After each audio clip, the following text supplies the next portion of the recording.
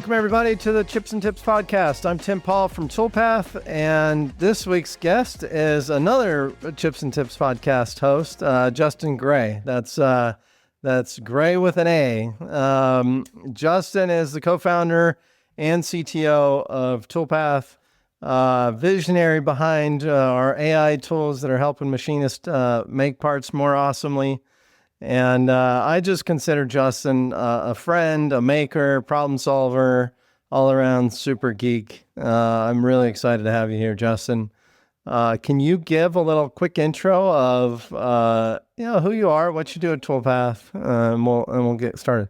Yeah. Hey, Tim. I also consider you a friend, but for the rest of that, I'd say I'm more of a problem maker than a solver. I'm trying to be nice. And as far as visionary goes, I would say too blind to realize how hard of a problem I'm stumbling into. Yeah, that's a blessing in a lot of ways. But yeah, so I mean, just a little bit about me, I guess. I started Toolpath after an 18-year career at NASA. Worked on some really cool stuff. We can talk about that if you want there at NASA. That had almost nothing to do with machining. But I would say that's an adjacent skill set. And when my friend Andy, who I've known since college, called me up and was like, "Hey, let's do something." He originally wanted to do something based off that NASA tech, but for a bunch of reasons, that wasn't going to work for me. The biggest one being that I would have basically had to walk away from an entire team of people that didn't know I was thinking about leaving because I wasn't, and I just couldn't do it to him. And so he had bought a Tormach and learned how to program it in Fusion and stuff. And he was like, "Could you just automate the programming of this?"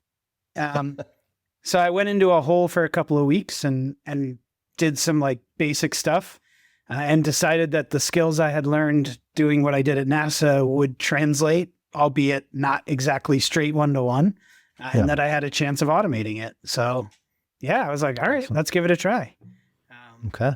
I'd say the rest is history, but I mean, there's a long, long road between that moment and where we are now. So Justin, give me a rough time. How long ago? So right now it's September 5th, 2025. Give me a timeline when that conversation happened. I'd have to make it up. It was just at the beginning of COVID. Okay. So 2020-ish. Yeah. Okay. That's interesting. I got all kinds of thoughts on that. So I think I'm going to nudge that a little farther down the conversation. I wrote down, and so I have some notes to kind of hopefully usher this through some kind of organized conversation. Like you and I have driven a few places together, and we have lots of darting, tangent conversations. So I wrote down NASA Tech. I want to learn a little bit more about that and how you thought that might, be able to apply to what we do. And I meant to write something else down, but I forgot. So we're going to move on.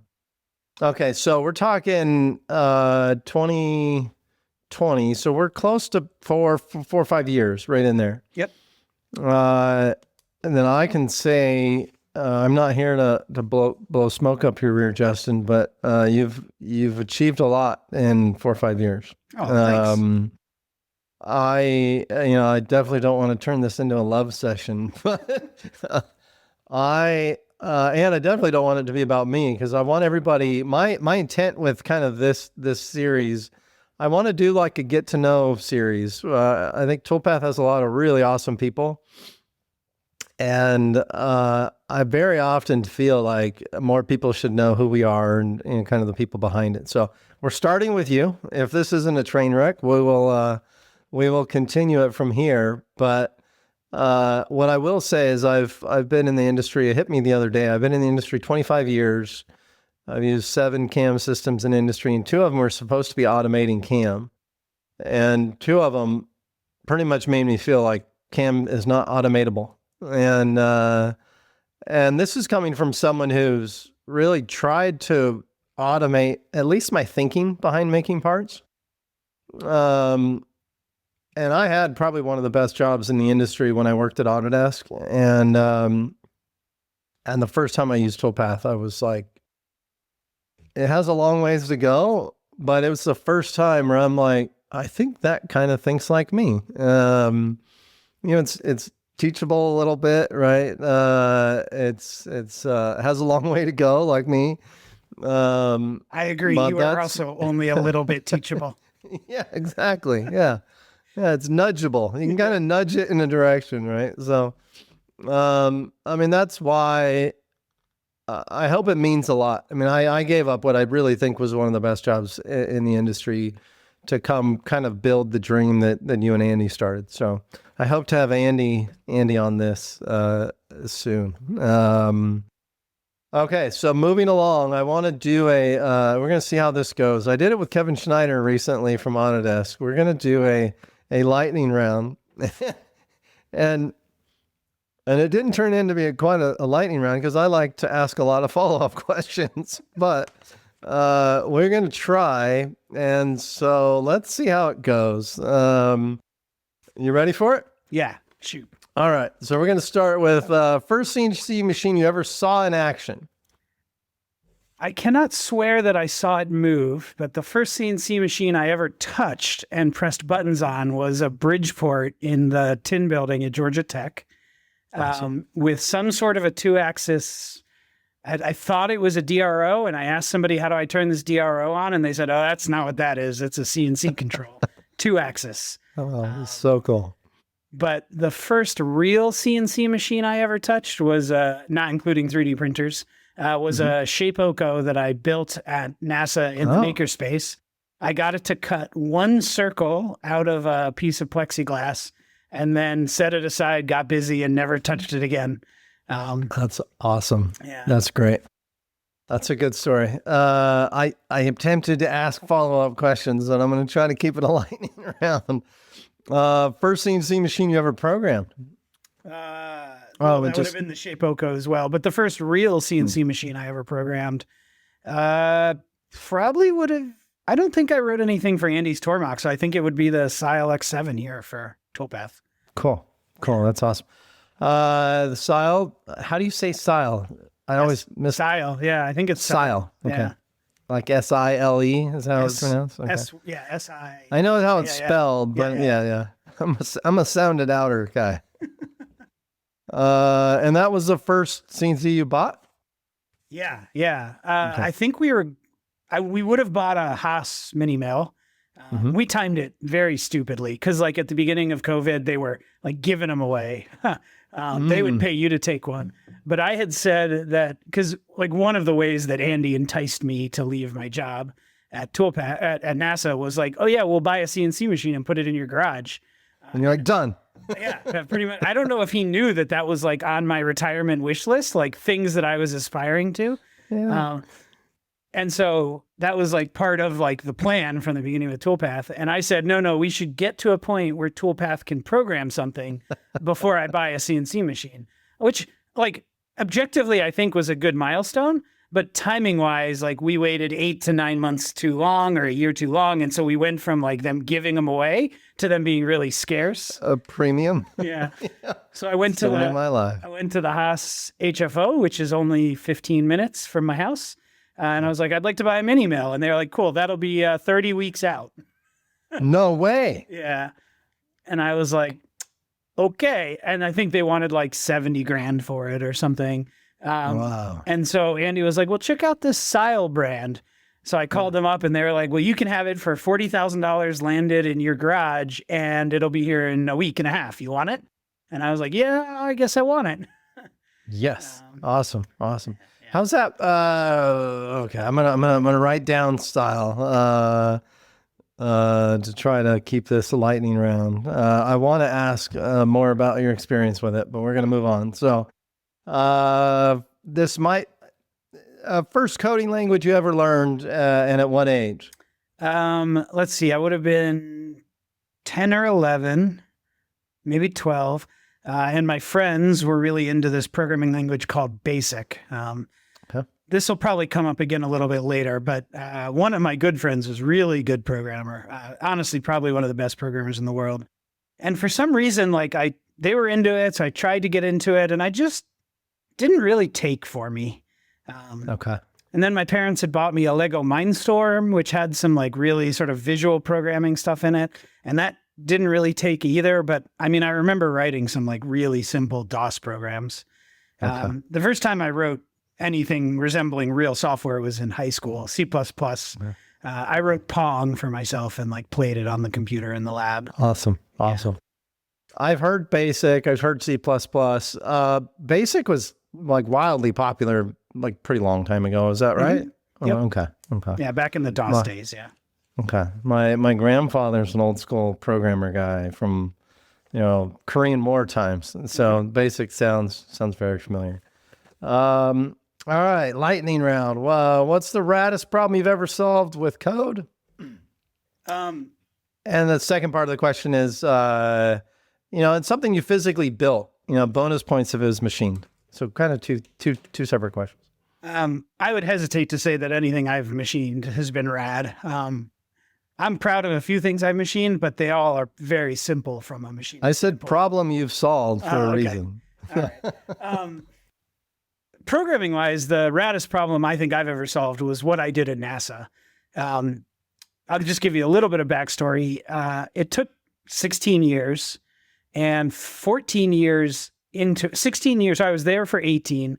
It took 16 years, maybe, I couldn't swear to that timeline, maybe more like 14, because there's a couple of years at the beginning of my career there, but something like 14 years before I felt like it had been solved. And then the rest of it was like iterating on improvements and expanding capability. About 15 or 16 years in, I gave a talk at an AIAA conference called How to Succeed at Optimization by Failing All the Time.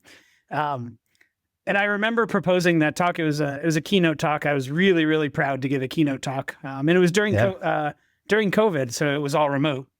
And the NASA guys were like, you can't title your talk failure. NASA doesn't fail. And I was like, you can't stop me, which isn't true. They could stop me. They just didn't know how. NASA's failed a few times pretty publicly. So let's move on. But that's a sore subject. Sorry. The problem was, I'll skip the nitty gritty details and just say it was designing really tightly coupled propulsion and aerodynamics for the airframe. I did not invent the methods that I used to solve that. In fact, my PhD advisor who taught me a lot, and one of the other Toolpath members, Sandy Mader, also taught me a lot during that time because he was in that lab. They didn't invent it either, although they really perfected it and took it to a next level. But what I did was take what they were doing, which was for aerodynamics and structures. So like how a wing bends when it's under load and then kind of finds its like stable position. And then I applied it to airframes and engines. And in doing so, I did it in a way that opened up this process that was something that you really couldn't do without a PhD and many, many years working on a very specific application. And I opened it up and turned it into something. And I say like me and 4 or 5 other people worked on this for years. So we opened it up and turned it into something that almost any engineer could use with a little bit of programming practice. And so at the beginning of that process, my future PhD advisor told me that what we were trying to do was impossible. And then through various stages of research, I thought it was impossible, and he told me to keep going. And so finally getting there one day, and I remember like presenting my thesis work and showing people what I had done, and some people in the audience being like, uh-oh, everything is different now. And saying that to me afterwards, because what tends to happen, humans are, we're really good at rationalizing our current situation. So like for engineers, that means that they're really good at posing design problems in a context that fits the limitations of their design capabilities. So in other words, they won't design an airplane more complicated than they know how to design. Is really what I'm saying. Wow. A machinist, is really good at like machining a part in a way that they're really sure will work, and very, very hesitant to like break out of that box and try something really different.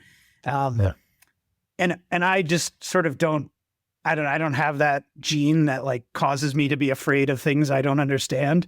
I'm too dumb to realize how dumb I am.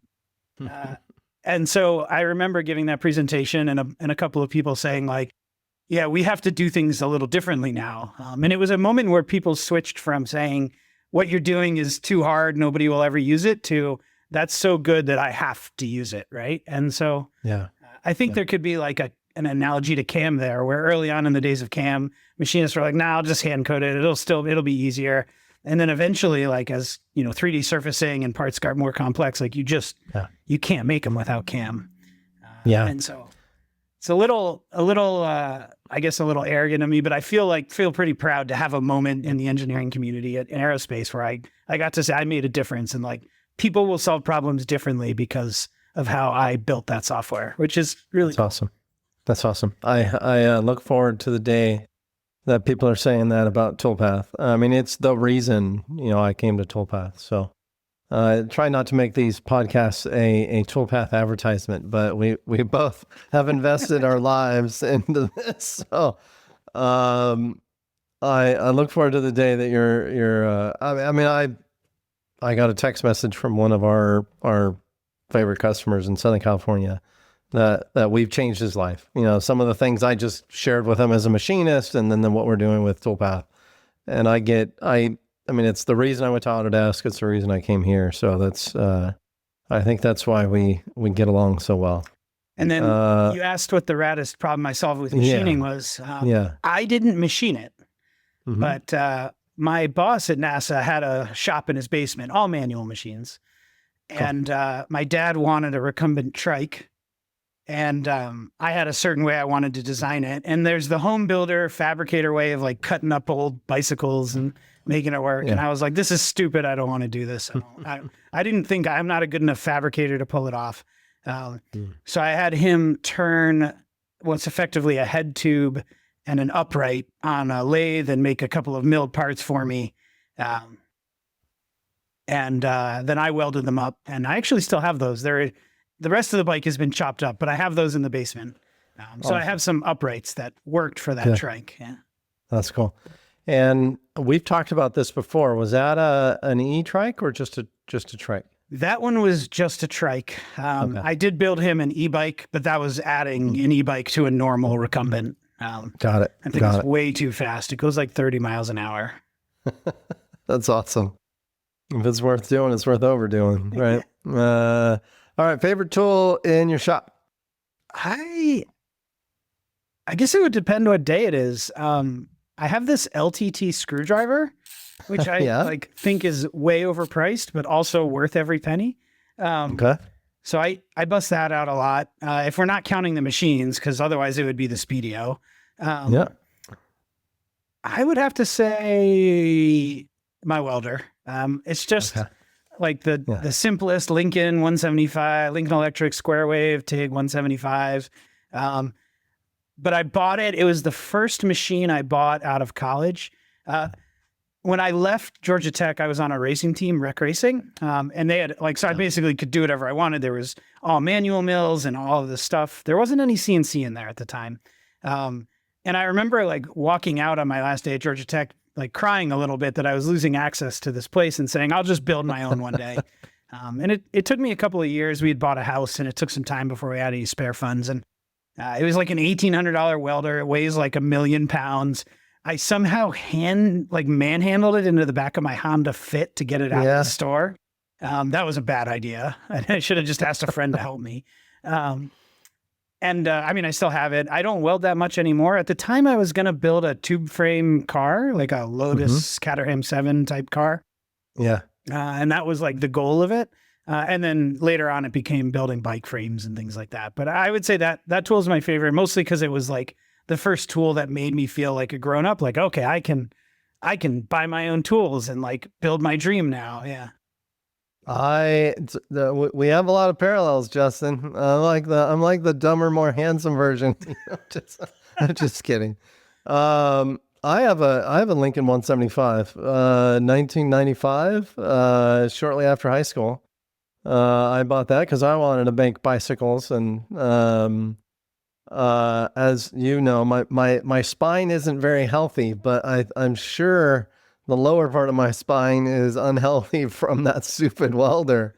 Because it's still in my garage. It's made a lot of stuff, from bike frames to part of a Jeep. And I've taught, I don't even know how many people who've been like, I've always wanted to weld. And I'm like, we're going out to the garage right now. We're going to learn how to weld. So that's fun. A lot of people don't even know what that machine is. I feel like it's 200 pounds. Easily, yeah. Of pure copper. Okay. And it was, go. It may be worth more in scrap than I paid for it originally now. Yeah, right. It also, the way you said that, it also made me feel like, I'm adulting, right? I moved out of the house right after, I turned 18. I bought that with no plan of where to put it, how to plug it in, nothing. It was a really dumb purchase, but I'm glad I still have it. So, the LTT screwdriver, I hear about these things. They're like an internet legend, urban legend type thing. I have a very nice similar Snap-on that I also probably paid way too much for. This is nicer. It's nicer. And give me the pitch. I'll tell you the one thing that makes it work for me. So he reversed the ratchet system. Every other ratcheting screwdriver I've ever had, you turn the thing in a way that is the opposite of the way my brain wants it to turn. He fixed it on this one. So it turns in the right direction. And really, like, other than that, it's all a bunch of details. Like the force on the detent is really low on the ratchet. The bit storage is pretty nice. But it's, for me, the thing is the reverse. I would call it the correct direction for the ratcheting mechanism. I'm 90% sure the Snap-on does the same. The one they sell today doesn't. I checked. No way. I wrote it down as a fact checker. I'll post it on Instagram when we're done. I do love it. So if it's anywhere in that same world, do you roughly know how much they are? I think they're like $85. Oh, yeah. I'm certain my Snap-on screwdriver was significantly more money. Well, only $20 a week or whatever, right? Okay. What's the biggest mistake you've made in software and machining? Two different things. The one I made in software will take a little explaining, but I told you it took, 14 years, something like that, to get the software to be where it was. About 5 or 6 years in, I had a student I was working with out of that same lab that I eventually went to go get my PhD in. And he figured out, like, we were really struggling. We had the basics of something kind of working. And he figured out that, to make a very long story short, that what we were doing, like, fundamentally was limited and was never going to work. And he spent 2 weeks trying to convince me of that, very politely trying to convince me of that, and that he had a different way of doing it that would work. And I remember very distinctly that we were in a room with a whiteboard, and he was writing on the whiteboard. And it clicked in my head finally. And he says that I went like ghost white, and I sat down, I was standing and I sat down in the chair, and he's like, "Are you okay?" And he got really freaked out that I was like upset or gonna like fire him or something. But I like, in that moment, I knew, okay, we have to throw out everything we've done and start over. That was not the mistake, though. I got my team. It took a while. It took some convincing, but I got them to throw it out and start over. And so then a couple more years in, we had made a lot of progress, but for another reason, somebody proposed that we start over a second time. And the first time starting over had gone so well that even though this time I was like, I don't know, I don't think. But for non-technical reasons, I was like, okay, let's go ahead and start over, right? Like, let's see how this goes. And that was a big mistake for a bunch of reasons. And that's not what I was expecting you to say. Yeah. Okay. So it was the second reboot that I think was a mistake, and ended up ultimately costing us probably 6 months to a year of progress. Okay. Yeah. That's a big percentage of 15 years or whatever. Yeah.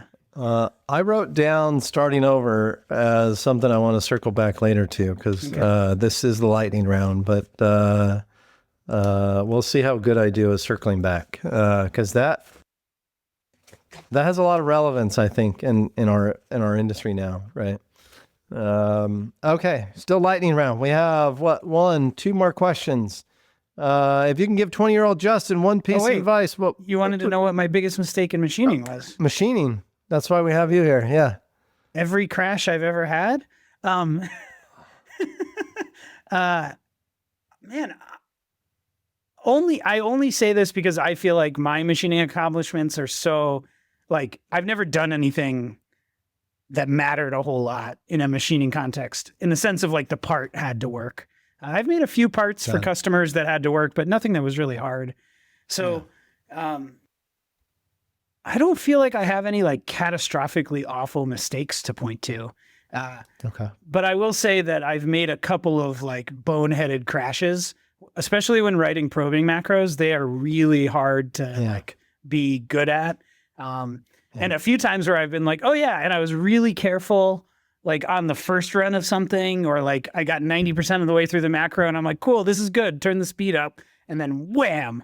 90% good is still not good. So I don't know. I feel every one of those crashes.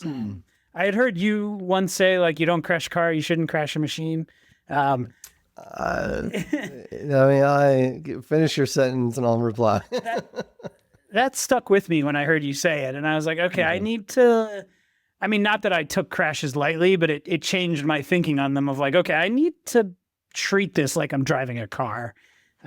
And so, I would say my original sin was like not really giving it the respect it deserved when you hit that green button. Yeah. Life is my rebuttal to that. I've actually heard, I think I said that on the I'm gonna promote Dylan's podcast in a minute, but I think I said that on Dylan's Within Tolerance podcast, and I've had a lot of people mention something to me about that. Mostly like DM on Instagram. I'm so far from perfect, but for whatever reason, well, no, not for whatever reason. The first shop I worked at, you crash a machine, there's a very high odds you're going to lose your job. And that's an extreme. That's too extreme. Right. And then I've seen people almost celebrate crashing machines. And I think similar to like crashing, let's say a race car, not a street car, but a race car, it happens, but you should learn from it. You should, have a plan for how to not happen again and whatnot. So, anyways. I take it back. I have a better mistake I made from machining, but only because you just made me think of it. I was really inexperienced, very obviously, when I first got that Sile. And I had just bought a face mill. It's a 3-inch face mill, which is way too much face mill for a BT30 machine, and like more face mill than a novice should ever use, really. But it was like the only one left from the sale I was ordering or something. Yeah. And I started chucking parts from the vise, like left and right. And for some reason, I just kept doing it, like throwing parts. It should have just been left and then reassess. Not left and right. I mean, I was like trying to like dial back my feeds and speeds and my depth of cut, but I was just too inexperienced, and I wasn't, I had almost forgotten about that phase because it was like a 1-week phase of having my machine like early on, but I don't think I was like torquing the vise consistently. I think the size of stock I was using was changing a lot. So like what would work well on like a 1-inch tall piece of material, and then I'd throw like a 5-inch tall piece of material in. Yeah. And these are things like as an engineer, you'd think I would understand like torques and moments and stuff, but apparently I'm not smart enough to translate between disciplines. But I threw a bunch of parts, and I'm just lucky they all stayed in the machine. We can circle back and talk about that. Because it turns out that machine as shipped did not have impact resistant glass, but I'm glad you're still with us. Yeah. That jar to memory, I'm turning the lightning around, not so lightning, which is fine. So I've been doing a ton since my accident. I've been doing a ton of, running things through Toolpath and having Carol run them in the machine. And It's interesting. I'm more careful with her her preservation than my own, which is an interesting. I should go to counseling for that as I'm saying that out loud. But one of the things I've noticed that I've done, I still need to do. We call them Toolpath Chronicles at Toolpath, where we're running through parts, kind of learning from them, making tickets, kind of pushing the software forward. And it's on my list of things to do early next week, but is to go through Toolpath Chronicles I offered anybody at Toolpath to design some parts if they fit if you can make them with my tool library, if it runs through Toolpath and you can make it with the stock I have on hand, I'll make them. And Al Whatmo, our CEO, and Sandy, one of our other big brains, both took me up on that pretty quickly. And I think I'd have to go back and check. I think the main thing that I changed on both of them was on the second operation. I have a 2-inch face mill that gets after it. And I changed the step down to like 25 thou or something because I was holding on to it with some tiny little depth soft jaws. Because I have learned the hard way. I've seen parts come out of machines, 6 inches from someone's head. So, yeah. Anyways, moving along. Before we go on, though, I want to highlight something you just said, because for me, this is a proud moment for that Toolpath has achieved something. And I think you inadvertently just took it for granted. Okay. You said that they could make it with my library. Yeah. They will know that before they ever send you the part. That's I don't think I verbalized that, but I work a lot of late nights because I haven't been sleeping very good. And it was midnight that I kind of came up with this idea, the last several parts I ran just worked. And here was the other interesting thing I think that you're scratching at is earlier you said, rationalize your current situation. One of my superpowers, for the last 15, 20 years, I'm really good. I don't think I'm very good at much, but I am very good at designing things to match my manufacturing capabilities, right? And so I'm really good at making interesting parts with the set of tools I have. And I've been working with a couple schools recently that this is great for engineers, right? You have a set of tools, Toolpath can help you realize that your stuff's machinable or not machinable. And I'll just get into more details on this specific one. Al took this part that's kind of a long time HSM, fusion part, and he had to make some design changes. It's a simple part, but it was from the Cammania part where, our buddy CJ Abraham and Xander did when they were in high school. And he just modified the part to work with my tool library with the drill I had and all that stuff. And then what was more interesting to me was Sandy, huge brain software engineer, totally has learned an amazing amount about machining just in the year that I've been here. Now he has to design a part that works with my tools because it's going on it's not a it's a very expensive machine for me to have in my garage, and it's my problems to deal with if something goes stupid. And I was like, I don't think I would ever have imagined me being in a place to tell some software engineer in Canada, I'll make your part with almost no. I looked over everything, and it was like, I would run this right now. I changed the tolerance because this 3D Toolpath was going to run better on this with this tighter tolerance. It was the most awesome part for me was that he came back to me and was like, he asked me a couple just smart follow-up questions, and he made a couple smart design changes. And I'm the one that made the part to print. More detailed than that. I also made that part with my tool library. And I think it's cool that I could just quickly switch to a completely different tool library. And I didn't have exactly the right tools, but I made the part close enough. So I don't know. It's cool that we just sort of are taking that for granted now. That feels like a proud moment for me. Yeah. So my last job at Autodesk was, on the education team, where I spent a ton of my time mentoring vocational programs, things like Formula SAE and Baja teams. And it was amazing how much time I spent just helping like a Baja team understand why something wasn't machinable. And I felt like the hero because I was helping these super smart kids just understand what I saw was fairly basic stuff. And Toolpath just kind of did that by itself with Sandy. So it was really fun for me to see that happen. So thanks for chiming in on that. I think that was a good call out. We'll see how daring I get. I'm kind of a chicken in a lot of ways. I'm like too dumb to be scared of some things, and then chicken in a lot of ways. Like I have to have a couple beers to get up enough energy or enough over my shyness to do this podcast.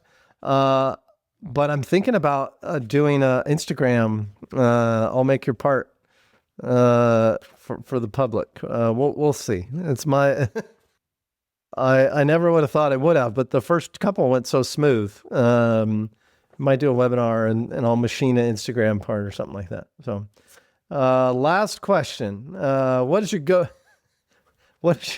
go-to meal when you're grinding late on a project? I passed out recently because I forgot to eat and bopped my head. I got some staples in my stupid head. And you might have lectured me like a father or something like that. So share, I know the answer to this. So share your answer. The answer you think you're going to get is Soylent. Okay. And there's a bit of a history there, but no, I would say pizza or ice cream. I can't go wrong with that. I'm not a thin guy, but I get crazy hungry when my brain is working hard, like really hungry. I can be not hungry working on a car for a couple of hours and then stand up and be like, oh, I'm starving. Oh, interesting. But for some reason, when my brain is churning, my stomach is like, feed me. But Soylent is my go-to, like, I don't have time for this and I need to eat thing, but it's not what I would choose to eat. But while I was doing my PhD at Michigan, I was actually commuting between Cleveland and Michigan. So I would live in Michigan for 5 days and then go home on the weekends. And I would do 15-hour days every day in Michigan. And I rented an apartment or a room in a house with a couple of other guys. And I would leave before they woke up, go right to the lab. I would keep my Soylent at the lab. I would have that for breakfast and lunch. Usually we'd go out for dinner, like as a lab, or some people would go out for dinner. And then I would go back to the lab and work. They never saw me ever. And I never had any food in the fridge or anything at this apartment. They were like, do you eat? Are you here? But I lived on Soylent during the week for breakfast, lunch, and many dinners for about a year. And you say Soylent like anybody on this call knows what that is. It's like Carnation Instant Breakfast, but for tech bros. Okay. The quick backstory of Soylent that's kind of funny is there was a guy who had a startup making some calendar app, I think, and it wasn't doing well, but like eating got in the way of coding for him. And so he figured out that like he could order all the essential nutrients to keep him alive on Amazon in bulk. And so he started blogging his like journey of producing like a perfect food replacement. I don't know why Carnation Instant Breakfast or like the existing protein shakes didn't work for him, but they didn't. And so he spent months like doing this, and he did it all on the web. And eventually, weirdly enough, it snowballed into a big enough thing that his investors were like, stop doing the calendar app. You're now a food company. Yeah. And then the reference to Soylent is from what? It's from some old Charlton Heston movie, Soylent Green. Yeah. Soylent Green was made of people. Yeah. Yeah. We were at IMTS, probably working way too late, last year, and you told me the backstory, and then 2 times, some sci-fi geek made some Soylent Green reference, where for the last 40 something years of my life, I would have just like nodded my head like I knew what they were talking about, and I'm like, I know what you're talking about. So that's a good one. That's something else we have in common. I guess the difference for me is I'm like a dumb dog, I think. I was raised on the back of my dad's motorcycle.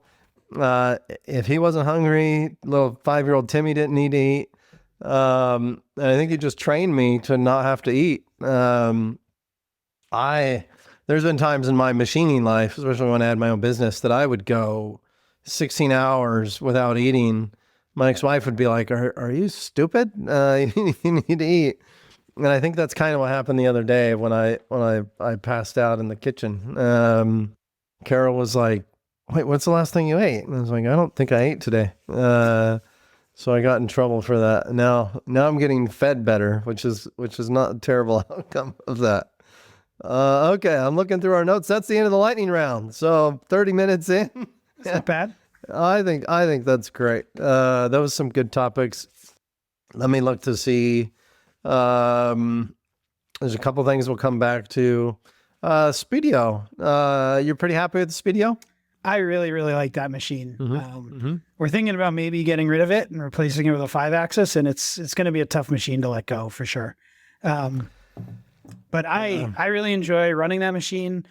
It sounds like it's crashing every time it changes a tool, and you almost can't get used to it. Almost. I mean, eventually you kind of become numb to it. And there are some quirks. The control has some quirks. It's kind of Fanuc-like, but a little bit less of a pain in the ass to use.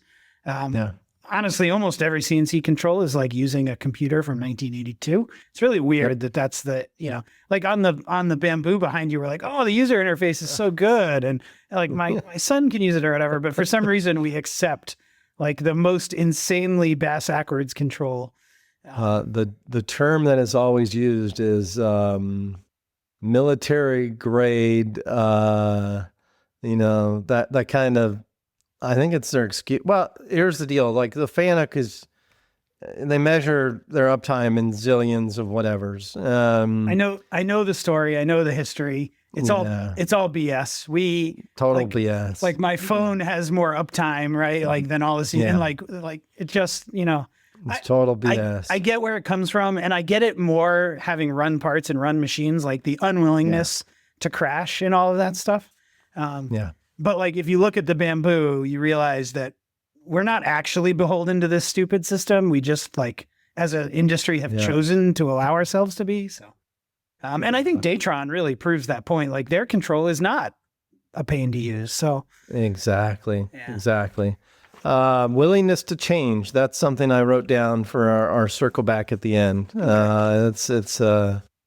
I think it should be a good topic for us. While we're talking about machines, there's a Sile at the shop as well. Give me your 2 cents on that. I'm not asking you to sell any machines, but I have a love-hate relationship with that machine. Love, dislike. I don't think I hate anything on it. From a mechanical point of view, that machine is way better than it has any right to be for $40K. An epoxy granite. I think the thing weighs 5,000 pounds. It's rich as heck. Even all the coolant and everything on it is fairly well sorted. It doesn't overflow very easily. The chip bin comes out of it easily. It's pretty accurate. I would struggle to claim that the Speedio is more accurate than the Sile.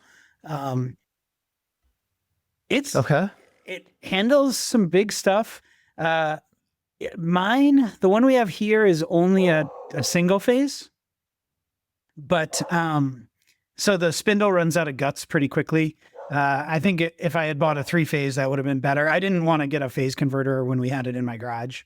That was actually one of the reasons the Sile made it onto the list.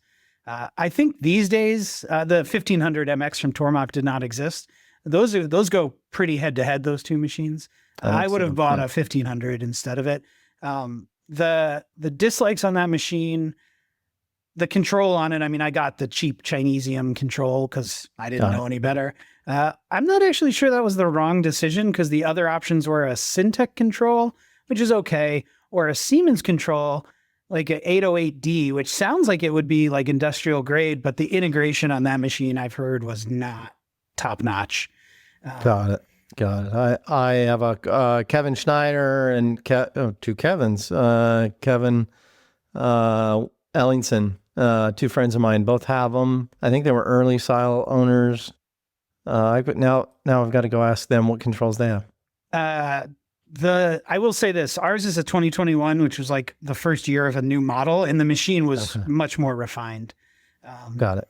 Okay. So overall, like very few complaints. Service, like if you need to have somebody out to service the machine, you're going to be in trouble. I mean, it can be done. There are people who do it. But it's not like a Haas guy where there's somebody down the street. Yeah. Are they typically, they're hoping you're going to want to fix your own machine? Mm-hmm. Is that okay? And they've been like, I've had like service calls on WeChat with Chinese engineers. Aaron, CNC repairman, has always been great. If you call Sile support, he picks up. Oh, really? Yes. Yeah. Aaron, CNC repairman. Yeah. I did not. Why did I not know he that? Will literally answer the phone if you call their support. No way. Yeah. I'm pretty good friends with Aaron. I'm bummed I didn't know that. That's good to know. I like this. To be honest with you, like almost all the time when something's broken, they're like, "We'll overnight you a part, plug it in yourself, and get it working." No way. So it's hard to complain about that. But if I was running a shop where I was like, "Look, I'm not taking it apart. I need you to come fix it."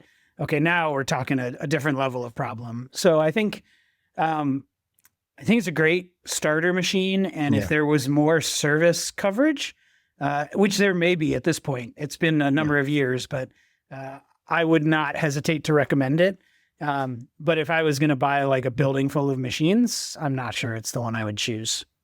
Yeah, I haven't heard them try to position themselves like that either. So, all great feedback. They probably moved up a notch in my book with Aaron. I'm a big fan of Aaron at CNC Repairman. And I'm a fixer of my own stuff guy myself. So that also moves them up a couple notches. What's the claimed horsepower on that? I think it's 7 horsepower. Okay. There's no way it has 7 horsepower, at least not at 10,000 RPM, but okay. I can stall it with a moderately deep cut on a 3/8 inch end mill in aluminum. Okay. That's probably 3 horsepower then. Or at least bog it, but Yeah. Okay. I've been doing a lot of testing of cutting parameters and all that as we're playing with automating toolpaths, and I've been spending a bunch of time with one of the co-founders, Andy. And that's been a fun journey for me. My background is most of the machines I've run had more horsepower than the tools could handle. So it's been a fun journey for me to like kind of rethink lower horsepower machines. So we should have a pretty well sorted out Tormach 770 library to share with people pretty soon. I was disappointed to hear that the peak torque was at 4,800 RPM. I was hoping it would be 4,200 RPM, just to have 42 is the number. Yeah. Oh, okay. Good.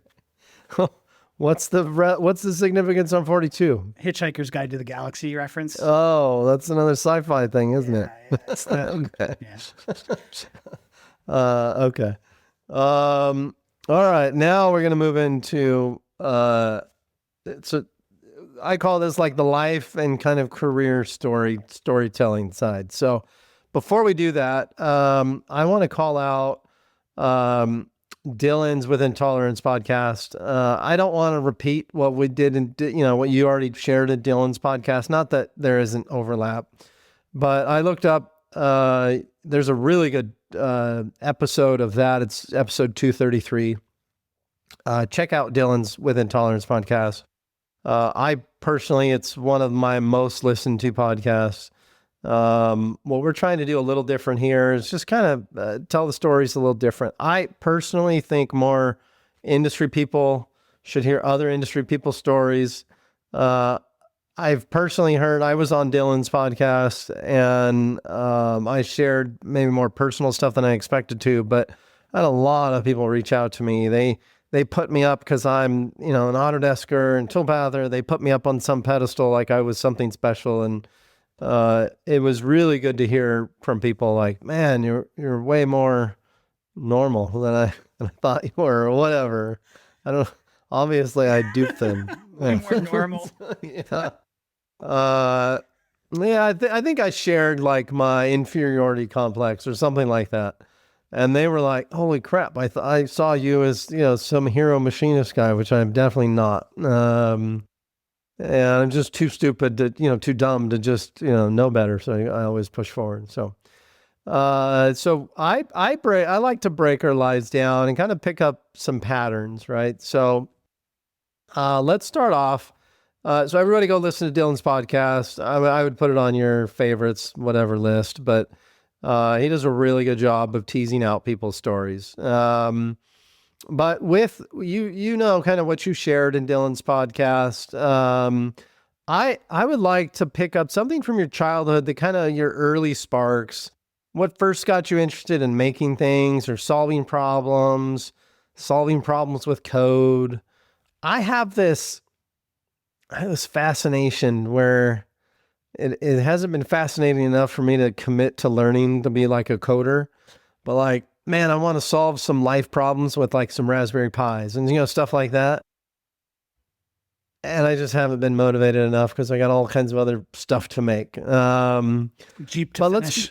A Jeep to finish. And I think once I can be more mobile. So I'm playing with RC rock crawlers now as motivation, but once I'm more mobile, my Jeep is high on my list. So let's dig into your childhood a little bit. So early sparks, kind of what interested, what sparked you to be interested in making things, solving problems with code and software, stuff like that. So I have to start by admitting that, weirdly, I have almost no memory of my childhood, or most of my life, actually. Occasionally somebody will say something or something will happen that'll spark a memory, but for the most part, if you go back even 6 months, I couldn't remember it. I remember a lot of the like bad things that happened in my life. And then I have a couple of like point memories. The very first Lego I built by myself, I remember, but only because I happen to still have it on my wall in my office at home. Wow. The reason I still have it is kind of a funny side story, but I built a lot of Legos as a kid, a lot of Legos. I'm not creative enough to build my own Legos for the most part. I really only like the kits. And when I was getting ready to go to college, I boxed up all of my Legos like pretty carefully in packing peanuts. And I put them in like this pretty big box. And then I wrote all over it, like Justin, like do not touch, dangerous. I put the poison symbol on it in Sharpie. And then I wrote like, call Justin if you find this box. And then promptly forgot that I had done any of that for like another 10 years. And then one day my mom called me. They were moving out of their house, my childhood house. And she goes, what the hell is in this box? The movers won't touch it. Like it's in the corner of this crawl space. They got there. They will not touch it. It says poison, call Justin. And it's got like the skull and crossbones on it. And I was like, oh, I think that's my Legos. Don't mess with it. She was like, God damn it. So she just grabbed the box and like threw it in the mail. I think she scribbled out the poison symbol or something. I had probably been married for 4 or 5 years and this box comes in the mail and I'm like opening it up and like out comes my Legos. And one of them was this little 3-wheeled leaning trike thing. With like rubber bands on it. So that's the first Lego that I remember building. I always really loved Legos. Middle school, I fell in love with the SR-71 Blackbird. I really knew like almost nothing about it, but it just looks freaking cool. Badass. And so I had, that was like me wanting to go into engineering. That's what led me down that path, combined with some bicycle building that my dad and I did.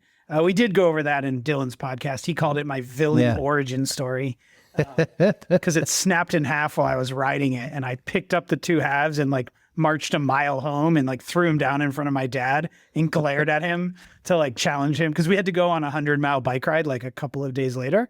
And I was just like, what are we going to do now, old man? And like 40 seconds later, he was like, all right, I'm going to go buy you a bike. That's awesome. But yeah, I would say bike building is what led me to engineering. And then race cars are what led me ultimately to an interest in manufacturing. Andy and I were part of the inaugural year of rec racing at Georgia Tech, which was this thing to compete in the Grassroots Motorsports $2,000 challenge. So $2,000 to build a car that could drag race, autocross, and concourse. And we had no freaking clue what we were doing, less than no clue what we were doing.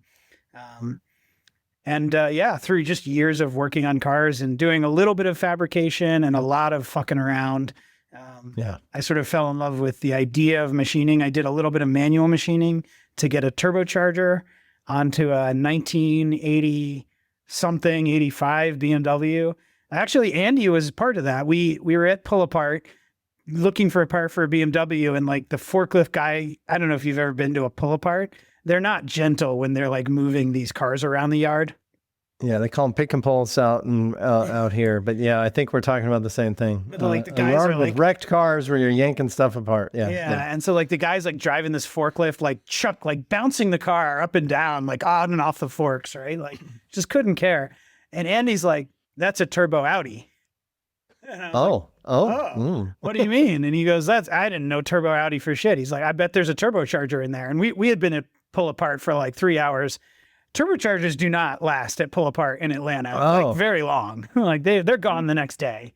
Probably many places, yeah. So we went right over to that car and spent 2 or 3 more hours pulling that turbocharger system apart. I had snuck I always sneak a propane torch into Pull Apart with me just in case. It's not a good idea. Don't recommend it. Light the whole thing. You will light the entire place on fire if you're not careful. Definitely not in California. I'll say that. But I was like, using the torch to heat up these rusty exhaust manifold bolts. Okay. And I had never touched a turbocharger system before. So I was like taking it one piece apart and putting it like back together in the, like a Lego, putting it back together in the wheelbarrow. And so we pushed the wheelbarrow up to the place and the lady's like, "Oh, that's a radiator, $5. And this is for our $2,000 car challenge. I threw $5 at her and ran out of there so fast. Can I get a receipt for that? You got the receipt? I was like, yeah, sure. So we loaded this thing in, and we somehow managed to get that onto the BMW. This was in the early days of Megasquirt, if you've ever heard of that. Okay. Yeah. It's do-it-yourself engine management system. So we got Megasquirt on there, and this thing made we somehow found a different head to put on this block. I don't remember all the details, but it made 400 foot-pounds of torque at 3,000 RPM. It was nearly undrivable because it was this teeny little turbocharger on a pretty good-sized engine. So it would spool up instantly. And it was basically a stroker motor. It was a 328 or something with a low, the head we put on there made it low compression. And so, I spent many hours making parts to get that turbocharger to bolt onto that BMW. I tried to convince the team to let me make a top mount intercooler because through almost pure happenstance, if the intercooler that came off the Audi, if you laid it down, it lined up perfectly with the outlet of the turbo and the inlet. You would just need one elbow in both places, right? One elbow. And I was like, "Guys, we have to do this. Just it's a $2,000 race car. I'm not modifying all this bodywork and spending money on tubing." I was like, "Just top mount it, cut a hole in the hood and put it up there." But it would have stuck, the intercooler would have stuck a foot and a half up. Into a blind spot. Yeah. And they were like, "It's going to look stupid. It's going to look stupid. And you won't be able to see." Anyway, so we didn't do that, but that's funny. I remember making turbo manifold pieces and flanges and stuff and all on a manual mill. But that's awesome. My descent into wanting to machine stuff and ultimately my goal of having a small machine shop in my garage. I don't know if I covered this on Dylan's podcast, but I went from the, I bought the welder to build this race car, and I never built the race car. The guy that you can go online and look it up, the car I was really interested in is called a Midlana, Midlana. It's a mid-engine reimagining of a Caterham 7. Okay. I had been reading this guy's blog because he had built another car called the Kim Mini, which was this badass mid-engine Mini Cooper. Let's see how good our editor is and see if he can Google that and then splice in a picture. So keep going. So I had been reading about the Kim Mini and then the Midlana, and the guy posted online at how crappy Microsoft Word was for writing books because he was writing a book about it. So I messaged him and I was like, "I could help you do it with this thing called LaTeX, which is this old school typesetting software that I knew how to use from college. People use it for writing papers and stuff." And he like weirdly agreed to let me help him. And he sent me the whole book and I moved it over to LaTeX. And he eventually published this book. You can buy it. And I have an acknowledgement in it. I'm really proud of this acknowledgement. It's not for anything technical, like related to the car. It's just like I literally helped him like get the typesetting and done. That's awesome. That's great. And so, quick side story. I'm 99% sure CJ, not probably surprising to you, he used that for some HSM support stuff. Yeah. It sounds very familiar, and it sounds very. It's like the coder's way of handling problems like that, right? Yeah, for sure. Yeah. Sorry for the interruption. And fast forward, I don't know, 5, 6, 7 years. And finally I was like, cool, I'm going to start building this car. I had a Miata that I was racing and I was going to turn it into, anyway, I was going to break the Miata down and use it as the foundation for this mid-engine thing. And so I decided that I needed a lathe to like start this journey, which was completely irrational. I did not need a lathe. Everybody kind of needs a lathe. So I bought a, what's that? Are you talking Smithy? No, it's a little CNC, I think, or something is the website. Okay. Anyway, it's basically one of the biggest sort of benchtop lathes you can get. Okay. I can't remember any of the website. If I could remember the name, I'm sure it'd ring a bell. Anyway, I bought it, had it shipped to the house, set it up on the table, on the workbench. And then like 3 months later, decided I was going to go get a PhD and basically didn't touch it for like 4 years. Got it. But yeah, so I had a lathe even before I joined Toolpath. But so Did cars you make anything with it before PhD? Before PhD? Yeah, before. So you got it, you set it up. Did you make anything before you went off and got distracted with your PhD? Very like little basic problem, like just very basic stuff. I turned some bike parts. I made some washers. Sharon needed something, my wife, for an art project. Nothing of any kind of meaningful note. Yeah. Cool. Okay, so life and career story. That's the section we're in. The next one was hands-on years. We just covered the next one, which was great because that happened naturally. The next topic would be transition into software engineering. What pulled you in that direction? That's a significant direction change. It's not as significant as you'd think. Okay. The irony is look, I'm a pretty good engineer. I'm not a great engineer. I'm a pretty good engineer. I'm a much better software developer. And somehow I never figured out that I liked software better than I liked engineering, even though my favorite classes were programming classes. And even though my best friend was all into programming and was doing it all through middle school and high school, and somehow I just never clicked for me. I always thought I wanted to be an engineer, not a programmer. But then I went to work for NASA, and this would have been 2004, 2005.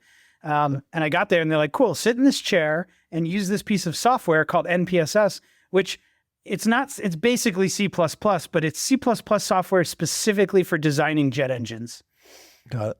And it's very hard to use, very challenging to use. You have to be a pretty proficient object-oriented programmer. You have to understand something called a Newton solver, these like nonlinear mathematical solvers. And like I liked programming. I just didn't know I liked programming, or I liked programming enough to be really good at NPSS. Like really good. Like other people in the office who had been there for years and years and years were like mad at me because I picked up NPSS and they were still struggling with it. People who could teach me a lot about jet engines, but were struggling to use NPSS. Yeah. And I just, from there, I never really left the software world. Everything I did at NASA was really writing engineering software. I went from NPSS to this other software that we built that we talked about at the beginning called OpenMDAO. And I ended up, I swore I'd never go back to school after I graduated undergrad. I really hated it. I really did not enjoy my last few years at Georgia Tech. I love my time in rec racing, and I felt like everything they taught me the last few years in engineering was worthless. Yeah. Okay. I think in retrospect, that's maybe unfair, but only in part. The curriculum, I was there at a bad time where the curriculum needed an upgrade and an update, and I was right at the tail end of a very old curriculum. But yeah, I loved coding, and I never really left from there. So perception and reality are often interesting, separate things. I don't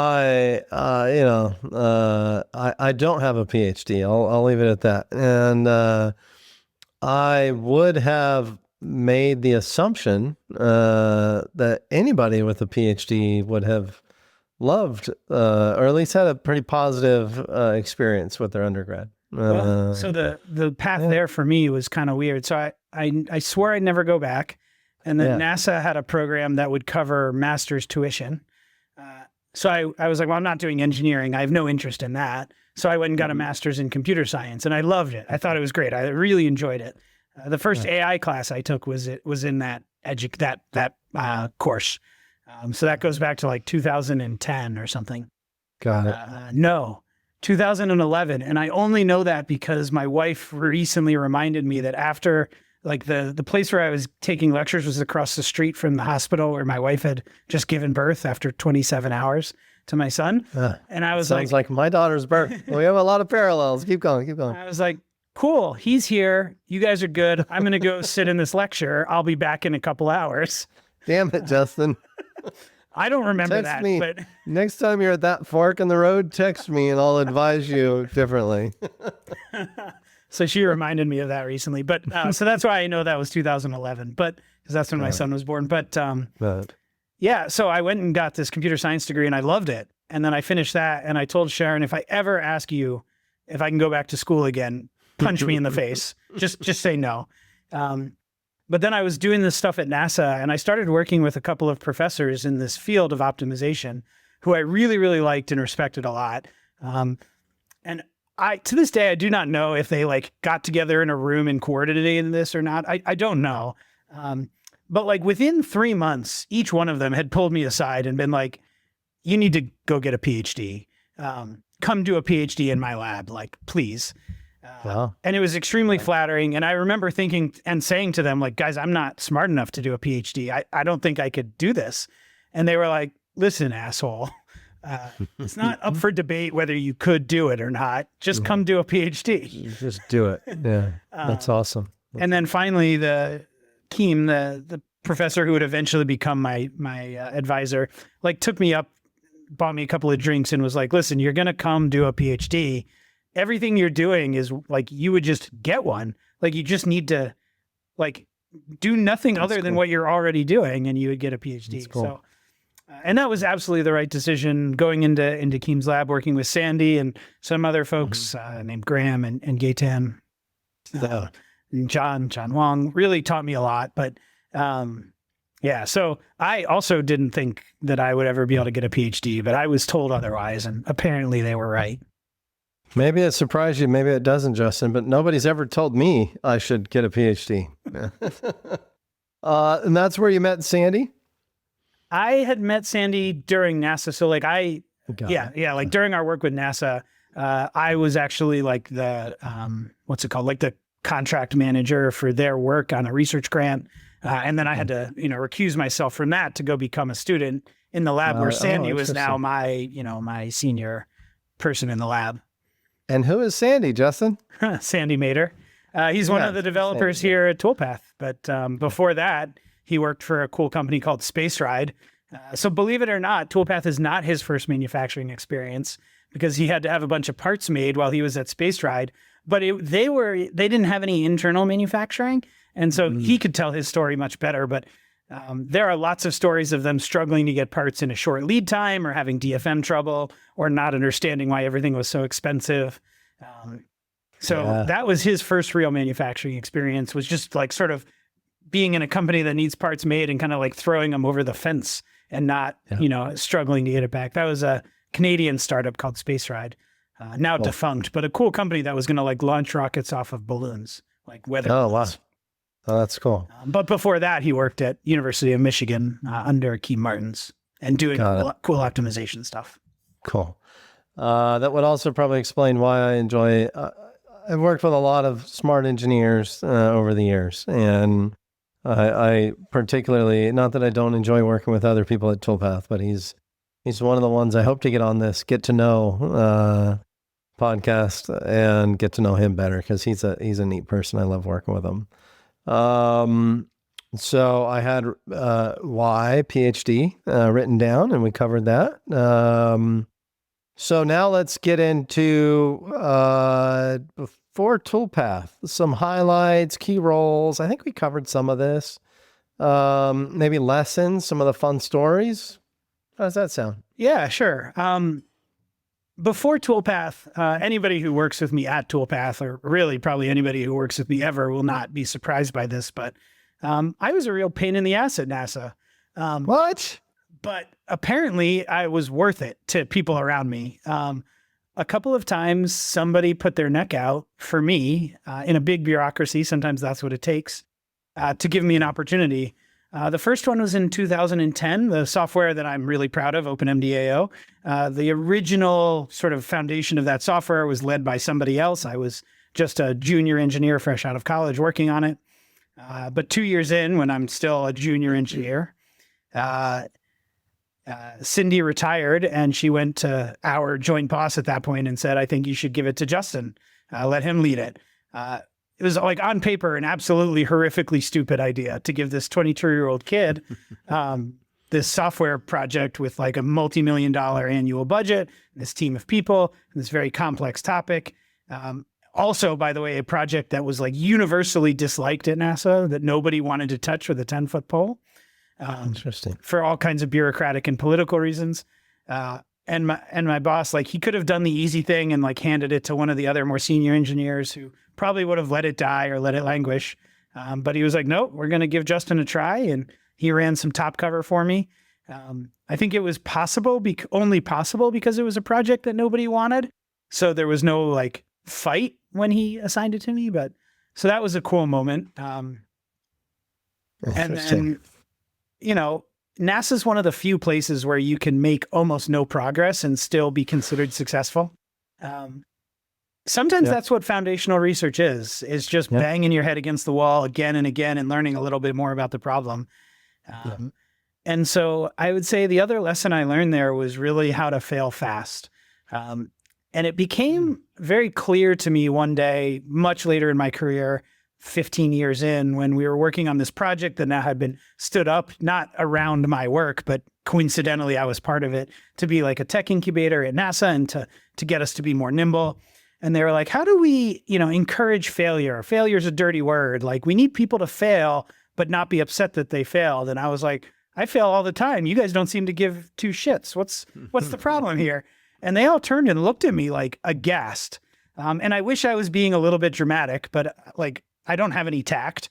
And in a meeting full of like senior people where I was supposed to be like there to answer questions if anybody asked, I was like, I fail all the time and you guys don't care. What's the problem? And they were like, what are you talking about? Your project is one of the more successful research projects. And I was like, yeah, because I fail all the time. And I stop what I'm doing and change direction. So we got into this like really deep discussion, and like one of our outside consultants on innovation was like, what if we don't call it failure, but we call it alternative success? And like, I was like, you're not calling it that. That's the dumbest thing I've ever heard. Like, it's important to take a moment and stop and say, this is not working. I need to do it differently. I think that moment of pause of like, no, this is failing is like the critical insight that I learned of like, guys, like we can keep smashing our face into this, or we could take what we learned and go do it right. Yeah. And you can see that sometimes in machining. I like Dylan once said, he's like, I spent too much time trying to tab off parts when I could have just done a second op. Like, right? Like that's a failure moment. And like, how many times do you have to do it before you just admit to yourself, like, okay, look, tabbing off is cool, but like, this is going to be a fail. Right? So, yeah. Let me talk about that for a second. So you asked me maybe 2 days ago to share some knowledge on tabbing. So what was the topic? Tabbing and picture framing, right? And I was like, yeah. So internally at Autodesk, at Toolpath. And I pulled up an example, and I'm like doing a little Loom video, and I was like, I would just soft jaw this sucker. And then I was like, I gotta have an authentic. I have this stupid obsession with being like genuine and authentic. And I was like, gotta have an authentic example. So I have this freaking hood that I 3D printed for my rock crawler, my little stupid RC car. And I was like, that's a good picture frame example. And now I think I'm going to make the dumb thing on my machine where I just printed it and it's been totally fine. But that goes back to, our industry that's a really good kind of thought exercise for our industry, right? Is we do have a situation in our industry of like, when you're a hammer, everything's a nail. Picture framing parts, tabbing parts is just a wonderful workflow when applied even close to appropriately, where I see people like unlock some magical universe with it. And then like you look at everything they make, it's tabbed and picture framed on a 3-axis machine sometimes. Right. Yeah. So I'm glad that popped up because I have notes to share with, the Toolpath team. And then I like crossed out a couple things and I wrote, like, I don't remember what I wrote, but it was basically like, just do it when soft jaws don't make sense. When you're, $10 pair of soft jaws, right? That's too long of a tangent, but, yeah, anyways. I really went off on a tangent on that one. So get us back, Justin. So, I mean, like lessons I learned in my career. But I really think like my and I spent time at NASA trying to convince people to be more like this. I failed at doing that. They didn't adopt that idea at NASA, but I said like good ideas should grow and bad ideas should shrink. And sometimes like basically like the faster you can recognize a failure, the less impactful it will be, or the more successful you'll be. Right. So don't wait until you're on your fifth, to draw the same analogy. Don't wait until you're on your fifth part, scrap part, because the tabs keep breaking or there's a rigidity issue. Like just soft jaw it. And I've gotten so much pushback of like, no, you need to keep going, or like, we're really deep into this research. And look, it's a little hard to draw a clear line. Sometimes you do need to push through and persist. But I guess one of my unique skills is really being very sure of when we've reached the point of failure, well before it's like completely and totally obvious. Now, I will highlight that one of my biggest mistakes was restarting the entire software stuff too soon, right? So nobody's perfect, and I've screwed it up. And so, sometimes you have to take your losses in a painful way, your learnings in a painful way. But I mean, just being willing to admit like, hey, I was going to make this 5-axis part this way and it's not working. I'm going to do something else. Or we're going to build this AI cam system, and this idea I had for this algorithm that happened to Sandy and I. Like, we spent 3 weeks trying to implement this fancy algorithm that I was so sure was going to work, and it felt like the right approach. And then finally we got to it and we're like, actually this, like fundamentally we missed something and now it doesn't work. So we have to go back and try something different. But yeah, fail fast. Like the faster you fail, the more successful you'll be. I think what I add to that in the machining world, right, is like understand the consequence of failure, understand the cost, understand the potential reward. I think I only imagine, after Apollo 13 or the Challenger at NASA, like their risk, their acceptance of risk, change, or the culture maybe changed. When you plow your spindle, in a machine shop, like you rethink, many people rethink kind of how they look at things. Where like I've always gotten to like, I could play with this work holding, and that could open up this door, and the risk isn't that high. Like, yeah, I'll take that chance. NASA, just kind of think through things like that. NASA learned the wrong lessons from all of those things. They became too risk averse. And I think that translates to machine shops. What NASA ended up doing was saying, you can never fail, period, ever. Do not fail. Be sure this will succeed. Look, it just doesn't exist. You can work really, really hard at making sure every last little detail is perfect. And then you launch your rocket and you realize, oh shit, a piece of foam fell off and hit a wing in a way I didn't think about, and now it blew up. What you said before was think about the consequences. The right approach is to design a process where you mitigate the consequences of failure. Launch rockets without people in them. run parts in aluminum before Inconel, run things at 10% rapids, even though it takes forever, but it's, you can afford to take the risk. Take smaller depths of cut, even though you could, in theory, cut faster. But if you're worried about rigidity, then like, what's the bigger consequence of failure? An extra 20 minutes of milling or a scrap part? Like, which would you rather have? Yeah, I think about work. Yeah. The topics I brought up with NASA, I've talked with NASA people when I was like at L3, and it changed the culture, right? It changed the culture at NASA. It's not the most popular topic to bring up in that audience, but I think it's a good example. And when I think about risk, what I see, our sweet spot right now at Toolpath is like that, that job shop that's turning over a lot of parts, and the way to be successful there is like figure out a process that you can repeat with confidence, right? And breaking away from that and like evolving to better and better and better is this real balance of, let's just talk about, I've never used Mighty Byte work holding before. And man, what if it doesn't, I hear people like, what if I make this fixture and it doesn't work right? I just think through like, okay, well, how to make that part, and you could potentially save a lot of like hand, labor hours.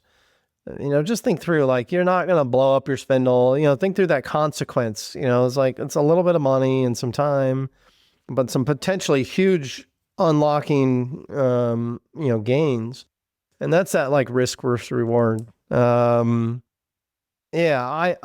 worked with a good amount of NASA engineers on the GOES-R satellites and stuff. So I'd talk to them, and they were talking about the risk of these satellites not pinging back to Earth and all that stuff. So can I tell a NASA side story there? Is right at the end of my time. Please do. Yeah. So this crosses off my good stories bullet point. So right as like the tail end of my NASA career, I spooled up a small project to test airplane batteries with a very, very specific goal in mind. I don't know if you've ever flown in a 787. But like the more modern an airplane is, the more its wings bend up in flight. So if you think of like a B-52, and a 787's wings, like from on the ground to in-flight at cruise, they move like 25 feet, the wingtips. It's a lot. It's a lot. And so I put up a picture of that on the screen in front of NASA planning people. And I said, because they were talking about putting batteries inside the wing. And I was like, how much can you bend a battery? And they're like, I don't know, like not a lot. We don't know, but not a lot. Yeah. Something close to nothing. And then I said, but you want to put batteries in wings. And then I flipped to this picture of the difference between on the ground and in flight. I was like, that wing moves 25 feet. And then everybody was like, well, but it's over this wingspan and it's not bending a lot. And I was like, cool. Are you confident that we can put a battery in this wing and bend it a little bit, just a little bit? And they're like, no. We'll have to wrap it in gasoline. They're like, we'll have to make the battery small enough so that it could pivot and the wing can bend around it. And I was like, guys, if you put thousands of pounds of stuff in a wing that could be structural and is not structural, you did it wrong. And they're like, yeah, okay. So they're like, well, we don't know how much a battery can bend. And I was like, seems like a good problem for NASA to investigate then. Yeah, so that's awesome. There's a machining tie-in here. So they were like, cool, go figure out how much you can bend a battery. So a couple of people, we like put together just a toy battery. It didn't matter if it was a good battery or bad battery. They made up a thermal management system for it. It didn't matter if it was good management or bad management. It just needed to be something. And then we were going to put it in a literal bomb box, like an explosive, because the battery might blow up. And then attach it to like a hydraulic ram and just bend it until the battery blew up. Like that was the plan. That was it. That was the whole plan. And so we're doing a design review for this battery. Remind me at the end, and I'll give another manufacturing tie-in. But we're doing a design review for this battery, and because of all of the explosions and that had happened, there's a very good safety culture in NASA that basically anybody can raise their hand and sort of stop the system and basically be, I think this is unsafe. Right. And basically anybody can cause that process to stop, and you have to evaluate it. And so we did a structural analysis, and there was some bolt in this thing that was like had a safety margin of like 1.2 or 1.5 or something, which is less than the like safety factor of 2 that you normally want on flight hardware. This isn't flight hardware. This is in a test, and it's in a bomb box. Like, and they were like, well, what if it fails and the battery explodes? And I was like, that's the point. But I Make sure we're filming it. Yeah, exactly. I was like, I don't care if it explodes. And they're like, what if it doesn't explode? And I was like, then we'll we had a button you could press to make it explode. So you don't want like a maybe it'll explode situation in your hands. Yeah. I was like, then we'll detonate Explode it. and then I'll fix the bolt and I'll build another one and we'll try again. And they're like, no, we have to stop and redesign this whole thing, even though we had already built like most of it. Redesign this whole thing. Let's delay the test by 4 months. And I showed them the math. I was like, it is literally 3 times cheaper if you count all the time, the people's costs, the like our ability to go into this test cell, to just try it and see if it works. And if it fails, fix it. And if it doesn't fail, great, we'll go on to the next iteration. Then to do this safety review. And there's no risk. There's literally no risk. It's in a bomb box. But I could not, because of the bureaucracy, nobody was willing to sign off and override the safety review. So we had to go back and redesign it with a higher factor of safety. So that ties into what I was saying. Understand the risk and the reward and all that. Yeah. You told me to remind you the other manufacturing time. Yeah. So this battery was about 10 inches long, 4 inches wide. Basically just a rectangular box, 10 by 4, with some features in it. Obviously it was hollowed out so that you could fit the battery in. So 10 by 4 kind of shell bolted together. So 10 inches by 2 inches, 2 pieces kind of bolted together. And then on the back of this 10 inch by 4 inch thing, there's like a 12 inch sort of tall square flange. And so one of the engineers designs this thing and sends it to Xometry. And they get a price back of $5,000. $1 billion. and they're like, cool, we'll just buy it. And they spend $5,000 on it. And this all happens before I had taken a look at anything. And I remember they showed it to me and I was like, is that flange bolted on to the box? And they were like, no, why? And I was like, could it be?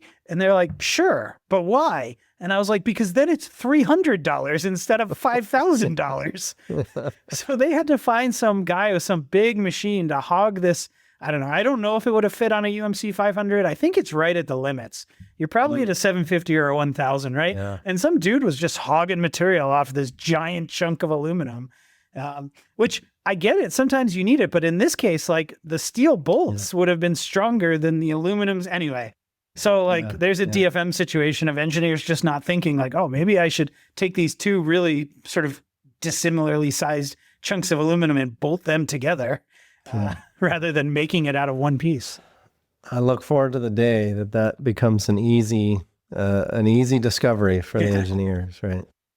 Okay. So now we're going to switch to, we lightly talked about it, but, your switch to Toolpath. So we talked about Andy coming to you. Well, I think I want to dig a little bit more into, NASA's a cool gig, big brain, super geek, lots of problems to solve, lots of things to scratch your geekness. And I imagine a very like, probably felt like a very stable, like I could do this till I'm dead or retired. I don't feel like you have that same comfort at Toolpath in the last 4 or 5 years. So talk about maybe from that angle, like that's a big leap. NASA was more cushy for me than I think even you've painted the picture of it. I had sort of crested the wave. OpenMDAO was a big success. My career was sort of riding on top of that success. I was sort of being put in charge of more bigger stuff. I was gaining more influence. I was having a good time most days.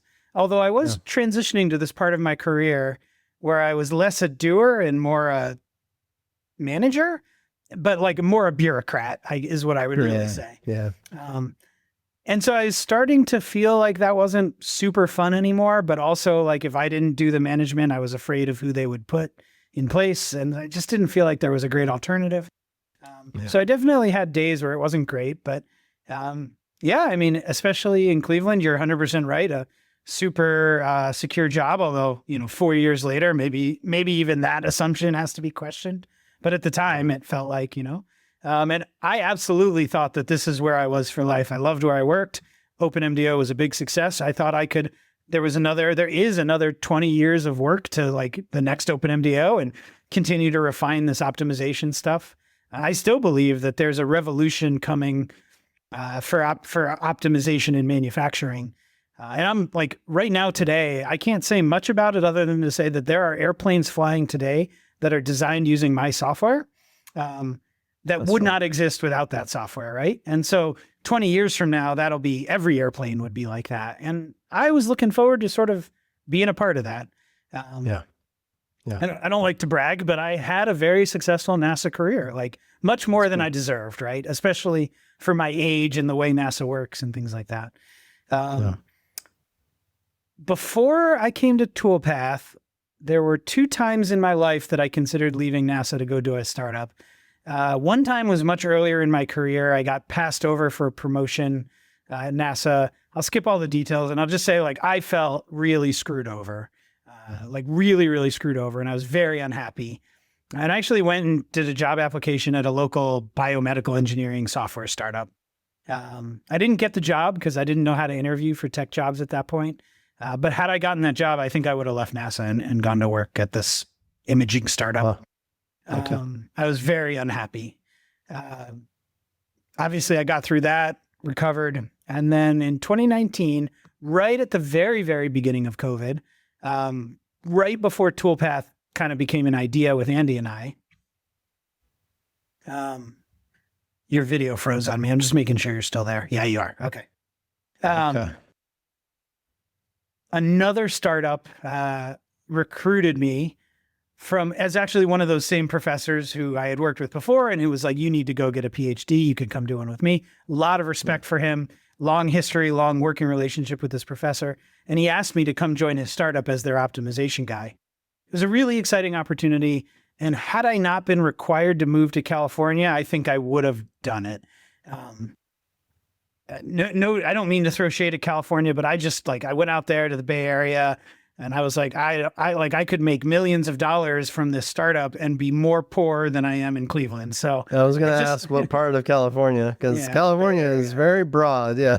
Bay Area. Okay. But it was a really exciting opportunity to commercialize the tech I was working on at NASA. And I didn't know if that was ever going to happen any other way. So I really strongly considered it. But I just couldn't do that to Sharon and Eli. It didn't feel like the family life we were going to have. And financially, it didn't feel like there was like value in it kind of because of, and maybe I was wrong about that. I don't know, but just the housing costs in California and like the thought of like locking my wife and child in a little apartment, my vibrating 7-year-old kind of scared me. So I didn't take that job. And then, I don't know, 6 to 8 months later, Andy was like, let's do something. And then Toolpath kind of came about from that. That's cool. But I didn't jump right in. I actually worked for NASA and Toolpath for 1.5 years. Oh, I'm not sure I knew that. And at first it was full-time NASA and part-time Toolpath. And then it was full-time NASA and full-time Toolpath. And then at the very end, it was part-time NASA and full-time Toolpath. And then full-time Toolpath and full-time Toolpath. Yeah. You've been grinding hard for a long time. Yeah. Hard for a long time. It took me 1.5 years to get the team of people that I was leaving behind to the point where I knew that they were going to be able to handle the project. And I cared about that because I wanted the project to succeed, but also because, I had worked with these people for a long time and I just wasn't going to walk away and leave them without the ability to continue doing the work. So, yeah, cool. So that's great. Moving on to the next bullet point. Let's have some fun. So you have a couple, it doesn't have to be fun, couple memorable experiences, 1 or 2 memorable experiences from from Toolpath. So this could go a lot of directions. I'll let you choose the direction. One that stands out to me very clearly, honestly, like I flash back to it every time I press the cycle start button on the Sile. Like we ordered this machine, and Andy, like I had never even run Andy's Tormach at this point, I don't think. I'd seen a Tormach, I'd seen some Haas's, but I don't know, this was a 5,000 pound machine. And I thought I was like, getting a real CNC machine, like, yeah, real. And so I called the riggers and I was like, yeah, can you bring it in my garage? And the riggers were like, yeah, we're going to bring our smallest forklift. And I was like, damn it. Damn it, you ruined it for me. So they forklift this thing into my garage. And I plug it in, I wire it up, get air to it. Like I was ready, man. Like the second that thing had landed, I like shoved the plug in to the wall. And I powered it on and I'm staring at it and I am thinking, now what? There's all these buttons on this thing. I didn't even know how to load a damn tool into the damn thing. Wow. Wow. And Andy was like, I think you just call up tool 9 and then put it in the spindle. And I was like, okay, I'll do that. Right. Yeah. T9, M6, like even just figuring out MDI. Yeah. I think very luckily there was like 1 or 2 YouTube videos online that got me the absolute basics of using the control. Wow. And so, yeah, I like very viscerally remember standing in front of this machine thinking, what have I just done? This thing will never come out of my garage.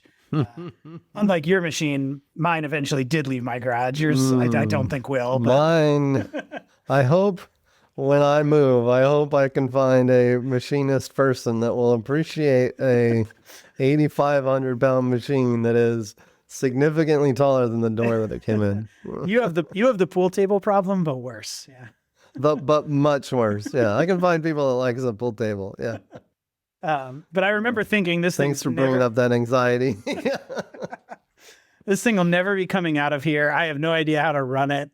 And I'm probably going to kill myself using it. Right. And so I just, almost every time I press that button, I still think back to that moment. Yeah.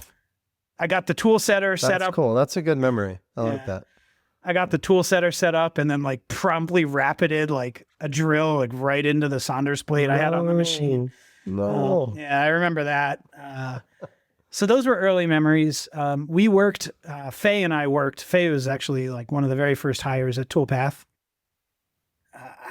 Almost a year and a half to generate G code for this one Lego brick. I don't even I machined like 5. I don't even have one on my desk. I can't believe it. What? I must have given them all away or something. That's disappointing. But it's just a simple 4x2 Lego brick. Yeah. And, not a complicated piece, but man, were we trying stupid. Like we were writing our own adaptive roughing code at that point.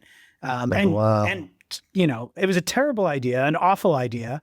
But also we almost pulled it off. Like it was still an awful idea, but like we got way closer than we had any right to be. And so just like automating all this stuff. And I remember the first time we posted G code and I could run that Lego. I remember that. That was cool. One of our early investors was like, I never want to see this Lego ever again after the millionth time I showed it to him. And I was like, I made it. I made the Lego. That's awesome. I am going to be making one. That's awesome. So I can only imagine taking on essentially a Toolpath, adaptive style Toolpath. I can only imagine there was a lot of lessons there. Yeah. You have we don't have time to go over them all. Like I can't actually imagine. We just so many lessons. Yes is the answer. And we were just doing everything wrong. We weren't working with continuous parametric surfaces. We were working with only meshes. We were deriving things from like first principles, like fundamental assumptions of how we should and shouldn't work. We had to come up with like mesh smoothing algorithms. Like it was the worst idea ever. And like a lot of it ended up in Faye's PhD thesis. So. Oh, wow. That's cool. That's super cool. Okay. Let me, I'm going through a couple things.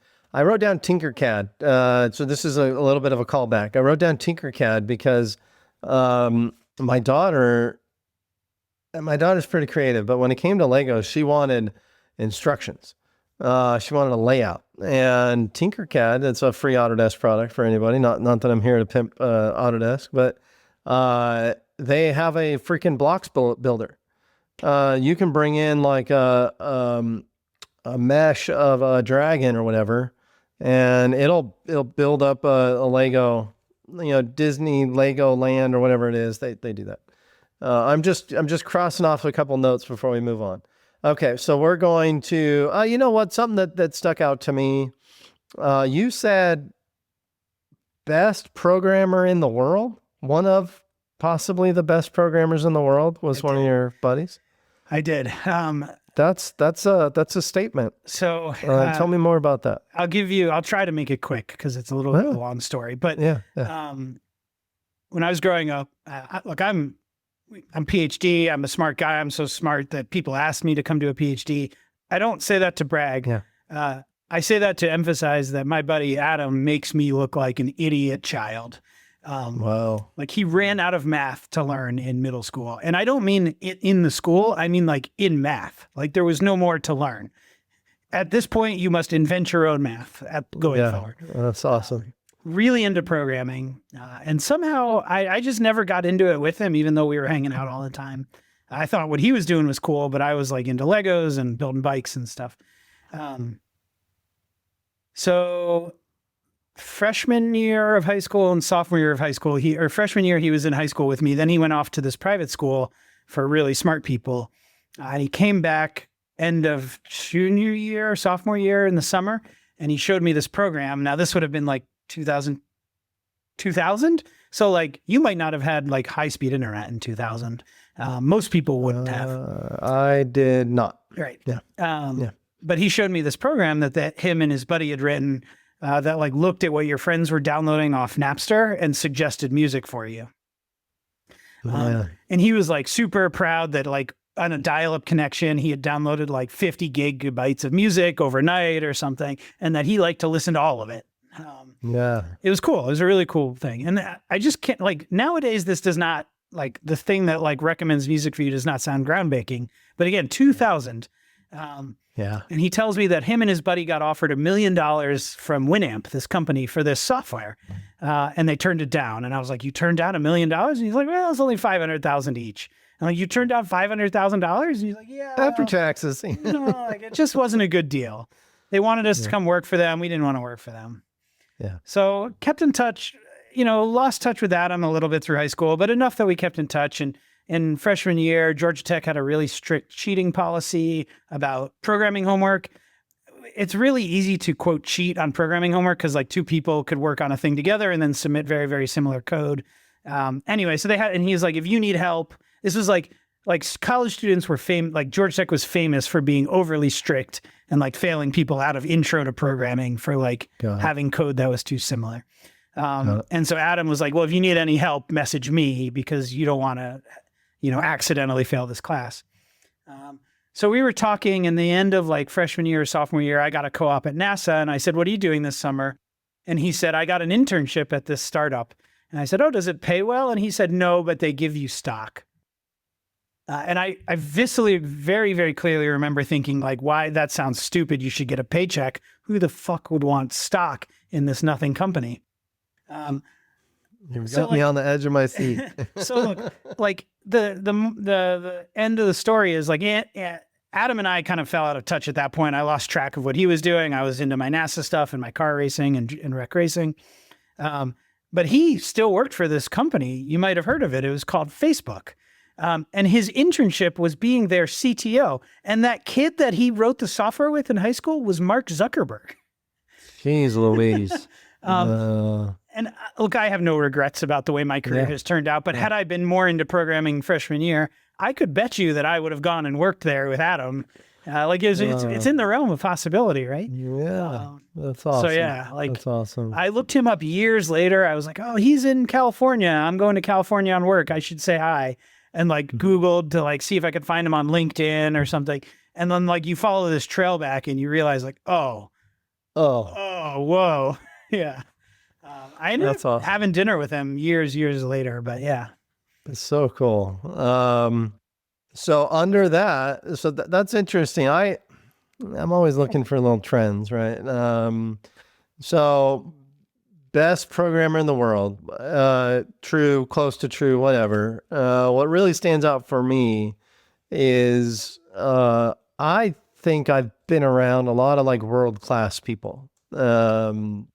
I don't consider myself one of them, but I do have a knack for being pretty lucky to be around. You're one of them. I am definitely not here to blow smoke up your ass. I think there's plenty of others on our team that are one of them.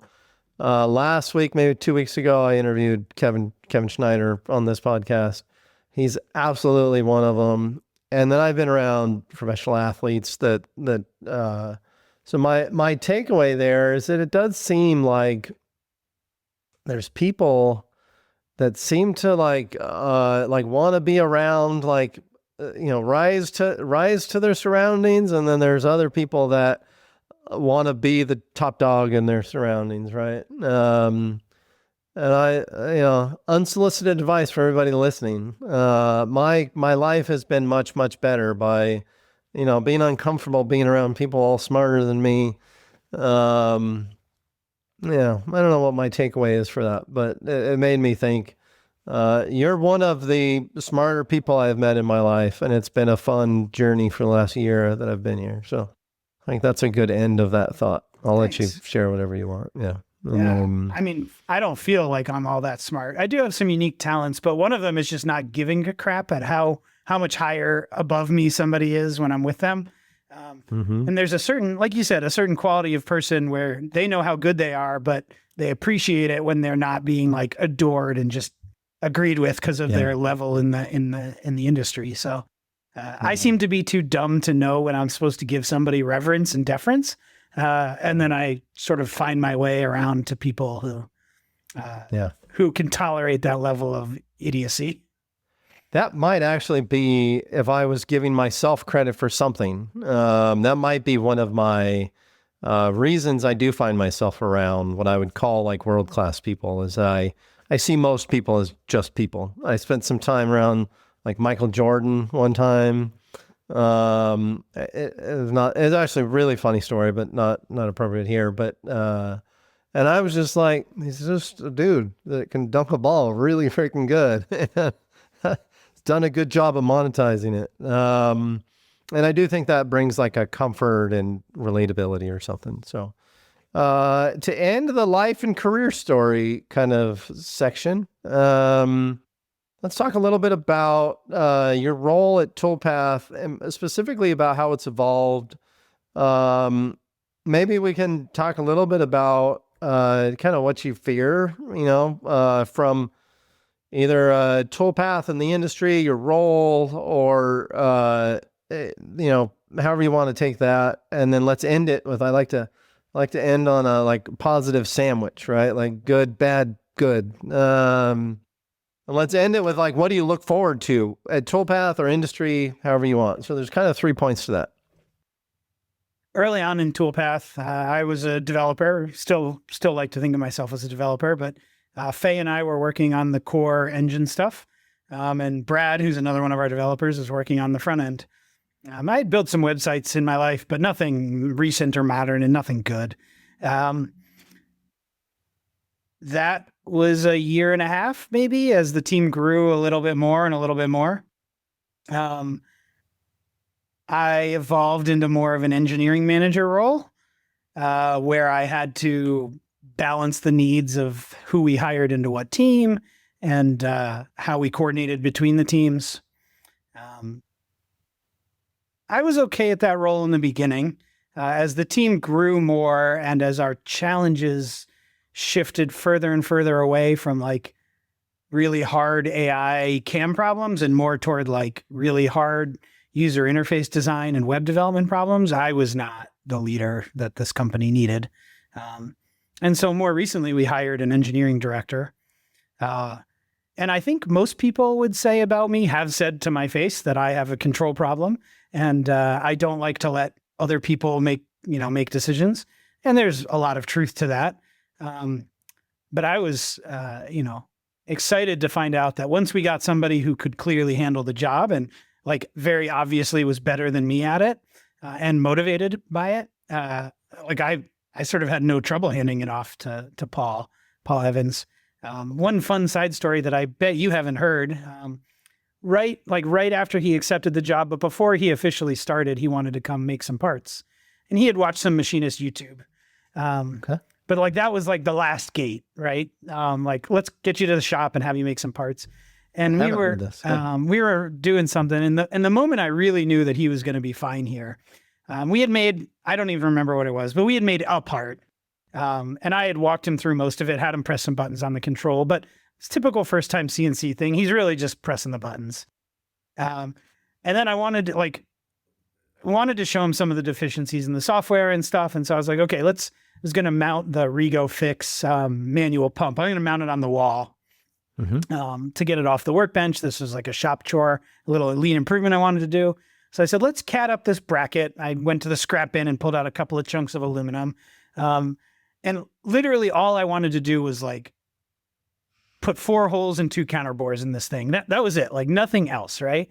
And I was like, let's have Toolpath do this. And this was, I don't know, 4 or 5 months ago now, something like that, when doing something that simple, like Toolpath was better at machining an entire part, but like telling it not to profile and face and to get it to choose the drills you want, it was harder. It's unfortunately still a little harder than it should be right now, but I know that we're working actively on that.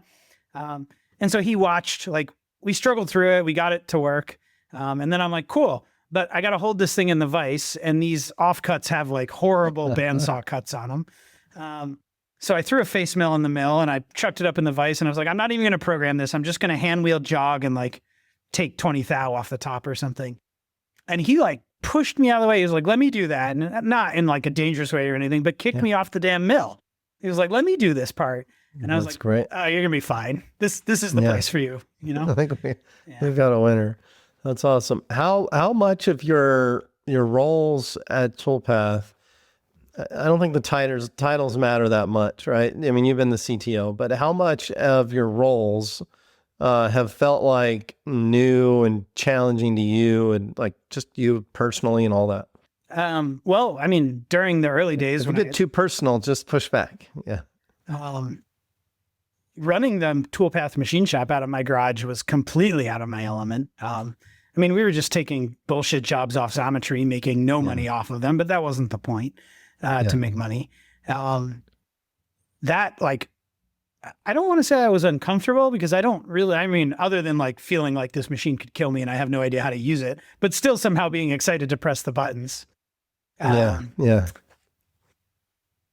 Yeah, I like that whole experience of like making parts, having them not come out right, having to order more stock. I made Sharon go to McMaster like 4 times one day to get more stock over and over and over. Just so everybody knows, how close is McMaster to you, like Justin? 15 minutes. I can will call. Nobody likes a bragger. Nobody likes a bragger. So move on. That's pretty awesome. I just taught somebody about McMaster for the first time after they got their second wrong order from Amazon, some garbage gas shock things. Right. And I was like, oh, we can order a McMaster and it'll be right. I can get a CAD model and we can have it by 1 o'clock. I'm in Sacramento, California, so it's coming from Southern California. But like, we'll have it by 1 o'clock tomorrow. And he's like, no way. And I'm like, or you could just order it for a 3rd time or 4th time from Amazon. And he's like, shit, okay. And then you have it 15 minutes from you to go pick up will call. That's awesome. I like to ride my bike to McMaster sometimes, never under a deadline for machining, but like when I needed bolts or whatever. One time I was buying some tubing to fabricate something, and I rode my bike to McMaster and I picked up a 6-foot long like cardboard tube, and I strapped it to my back, like into my camelback, like a freaking ninja sword. So I walk into will call like with my helmet in my spandex, and I'm like, I need this thing. And they hand me this sword. And then, because it's in the air conditioning, I like strap it to my back like a ninja sword in my spandex in the McMaster will call thing, and then walk outside, get on my bike, and ride 15 miles home. I'm certain you can find that security footage on YouTube somewhere. That's awesome. All right, wrapping up career stuff. You are getting ready to take a sabbatical, right? To me, that's really interesting. It's honestly, I was going to say a relief. It's not a relief. You can be honest. That sounds different than what I wanted it to sound. I felt so I've been working a lot in the shadows since I broke my neck at Toolpath, a lot of late at night and stuff. So I haven't been one-on-one with as many people as I would like, but you have put in an insane amount of work from the time I've been here, and I know it went way past that. So, I wrote down control, and I actually have similar something in my soul, like when it comes to like machining stuff. Like I just want to help, and I don't feel like it's control. I just want to help everybody do it right. And so to me, that's a huge step for you. Is it you okay talking about? So you're taking some time off. You're doing I think some pretty cool stuff. Talk about this as much as you want to share.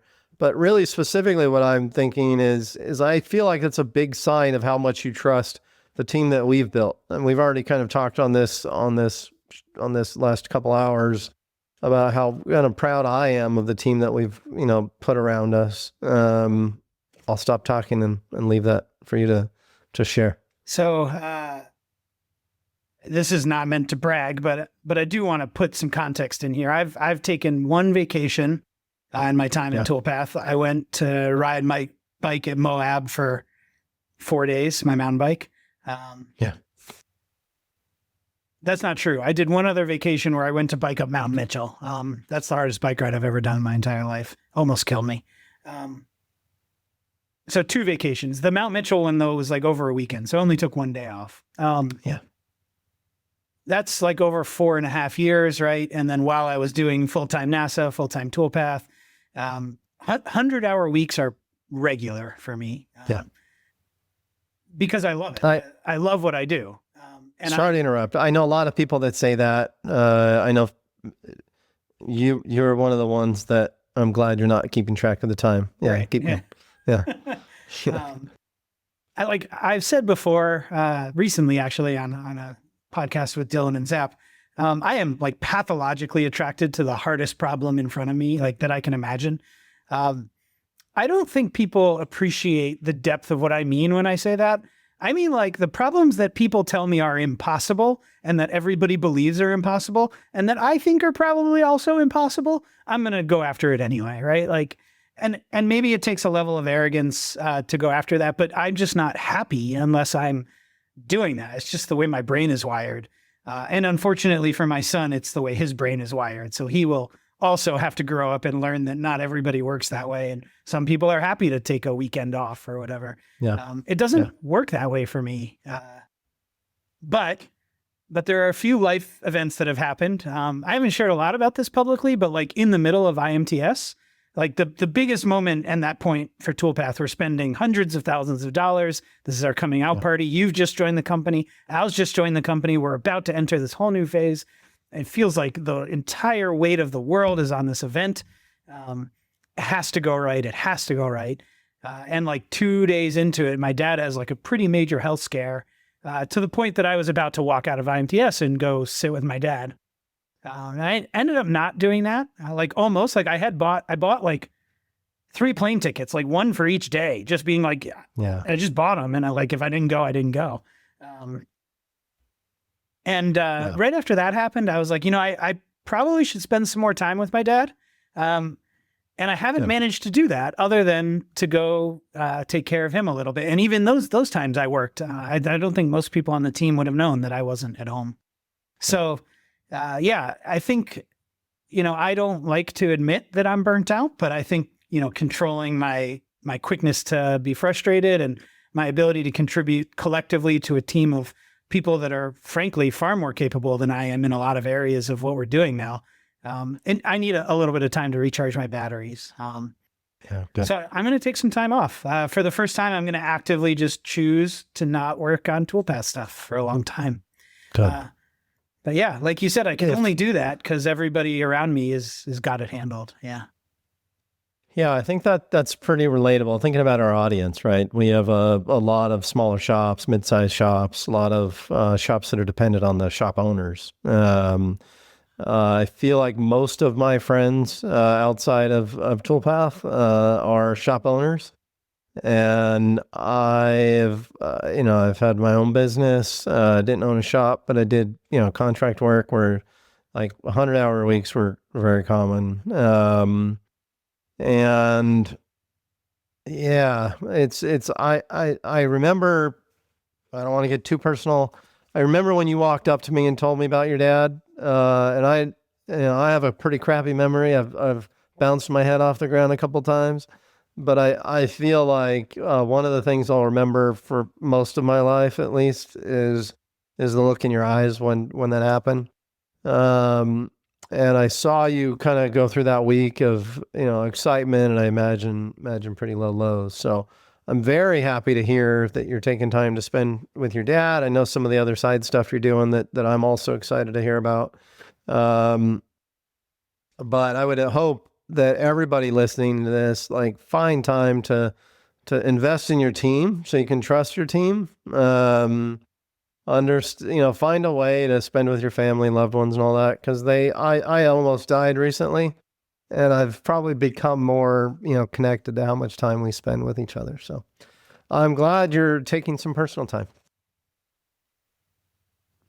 Now let's focus forward. This is one of the things I write when I used to race. I don't think I'll ever be a racer again, or at least not on a dirt bike. But only for RC cars. RC cars, that's my new thing. It doesn't scratch the same itch, but it scratches many of the itches that I had. So I used to, at the end of all my races, I would write focus forward. Like, what do I need to do to focus forward? So let's just have fun with this. If you're going to start a machine shop tomorrow, what kind of shop would it be? What kind of market would you target? What machines would you pick? I hope I can answer one of the softwares you would choose. Just talk about that. So this is a really interesting perspective for hopefully a lot of the people listening. You have a pretty interesting perspective of our industry, just we all do, but I think you specifically do. And I think in the time that I've been here, you've also invested a good amount of your time, very genuinely trying to more just deeply, authentically, understand our customers' challenges. My internships. Yeah, your little internships. So I say little, like, yeah. So I rambled enough. I think you understand the question. Share. Let's see what kind of comes from this. If I was starting a shop tomorrow, I'd be a little conflicted. If you're just in it for the money, then figure out how to get ITAR certified, CMMC. There is a huge need right now for shops that can do classified work, military stuff, and you'll make incredible money doing it. It is a huge pain in the ass. You'll spend almost as much time doing paperwork as you do machining parts. And you'll have to become a big shop quickly. All kinds of weird stories that I've heard from people who have done that. But like, if you're just, if your goal is to be a machinist and make a really, really lot of money, especially if you're asking yourself, like, I'm going to buy this machine and where do I find customers? If you don't even know where to start there, then I would say start at CMMC and ITAR. And I say that knowing that Toolpath is not currently ITAR capable. It is on our roadmap. We are going to do it. But like, so if it's a pure money play, like, that's where the money is. It's weird though. You won't be able to talk about what you make. You have to be really careful. Like, literally, you can't tell anything about what you do to your family. It can be really tough. I've worked on a few classified projects. It's weird. So have I, and it is weird. Yeah. But that's where I would go. I would, if I was starting out, me personally, I would not go after the big customers like a SpaceX or a Blue Origin. It's too risky. It's too risky as a small shop. Too risky in the sense that they could reject your parts, or they could take your parts and not pay you, or not pay you for 6 months and then pay you. It's really challenging. If you depend on that revenue, I would say find other customers first. Be big enough that you can afford the risk. And get, it's called accounts receivable insurance. Get that too if you're going to go after those customers. That's a good nugget right there. Right. I haven't heard about or thought about that in a lot of years. I'm glad you brought that up. Worth the episode right there. Yeah. All right, keep going. Don't let me interrupt. What kind of machines would I buy? I would struggle to buy anything other than a 5-axis right now. It's a little bit weird because to be a really efficient shop, it seems like you actually need a 5-axis and a 3-axis. But if you only had to have one, it would be a 5-axis. There's a lot of different options you could go with, Haas or Hermle or Kern or DN Solutions. There's a million. Okuma, there's a million options. And the specific one you buy depends so much on your personal financial situation and stuff. I would love to imagine that I could be a great product guy, and that I would start a shop and build a product, but I would be a terrible product guy. I don't enjoy the iterative process of refinement. I'm not good at like everything I make in CAD is like blocks, scripts. I can use the fillet button. Overuse the fillet button. But I would enjoy like iteratively refining a production process, but not for my own product. That would stress me out too much. So I might like work with somebody on that. Man, I have to admit, like, except for the crazy huge amounts of travel, being like a contract application engineer would scratch my itch of always solving somebody else's really hard problem. I don't think I'd enjoy that lifestyle very much. The right answer, I think, might be like a B-axis twin dual spindle lathe. Such efficient production. It's the easy button for automation. I will actually go into automation, and I work for Toolpath, so very obviously, but I would figure out how to invest in automation right from the start. Spindle gripping is where I would start. I would get good at spindle gripping, cobot, whatever. If you're more comfortable buying an integrated solution, buy from that. But just like, I don't know how I could be competitive, even if you're only making like 5 of something, just not having to be glued to the machine. So that's like my one thing is that whatever I start would have to, and I say that having no automation in our shop right now, but wanting it dearly for when we have to make swag. So, I think that, obviously very self-serving, but Toolpath is trying to make it so that one person can run 5 mills. But that only works with automation. So, if money was no object, I'd have a fancy 5-axis and a dual spindle B-axis lathe, and a 3-axis machine. Those would be, my weapons of choice. I don't think I would do the Swiss thing just because I would lean too far away from production. They're cool machines. I'd love to learn how to run one. They're weird though. So I don't know. Not my jam, I guess. Yeah, that's good. So the ITAR CMCC you brought up, you mentioned it's on our roadmap. I'm trying to think through how to somewhat smartly ask a follow-up question to that. So, I mean, everybody wants to know when. I think the question I'm trying to shape more is like, what would be the thing that triggers us to like invest in that, make it happen? So here's the deal. Give a little more detail on it. Toolpath is a CAM automation company. And that's weird if you look at the product we brought to market at ITAR. It was an estimating product. We never stopped being a CAM automation company, but it's really hard to automate CAM well, really, really hard. And on the path to that, we had tech that would allow you to estimate. And also, having run parts for Xometry, I felt like that was also a very strong need. Underappreciated by a lot of the industry folks who don't have to quote all the time. But the job shop guys like need help. And I thought we had tech that could do that, so we went after that market. But our goal was always to automate CAM, and we've never really wavered from starting with Fusion and really attacking that market. Fusion is not ITAR, and despite what Autodesk says, I'm not sure it'll ever be ITAR. Seems like a huge missed opportunity for them, and I cannot for the life of me understand the decision being made there, but it's far out on the roadmap. It's coming, right? So why would we go ITAR if Fusion's not ITAR?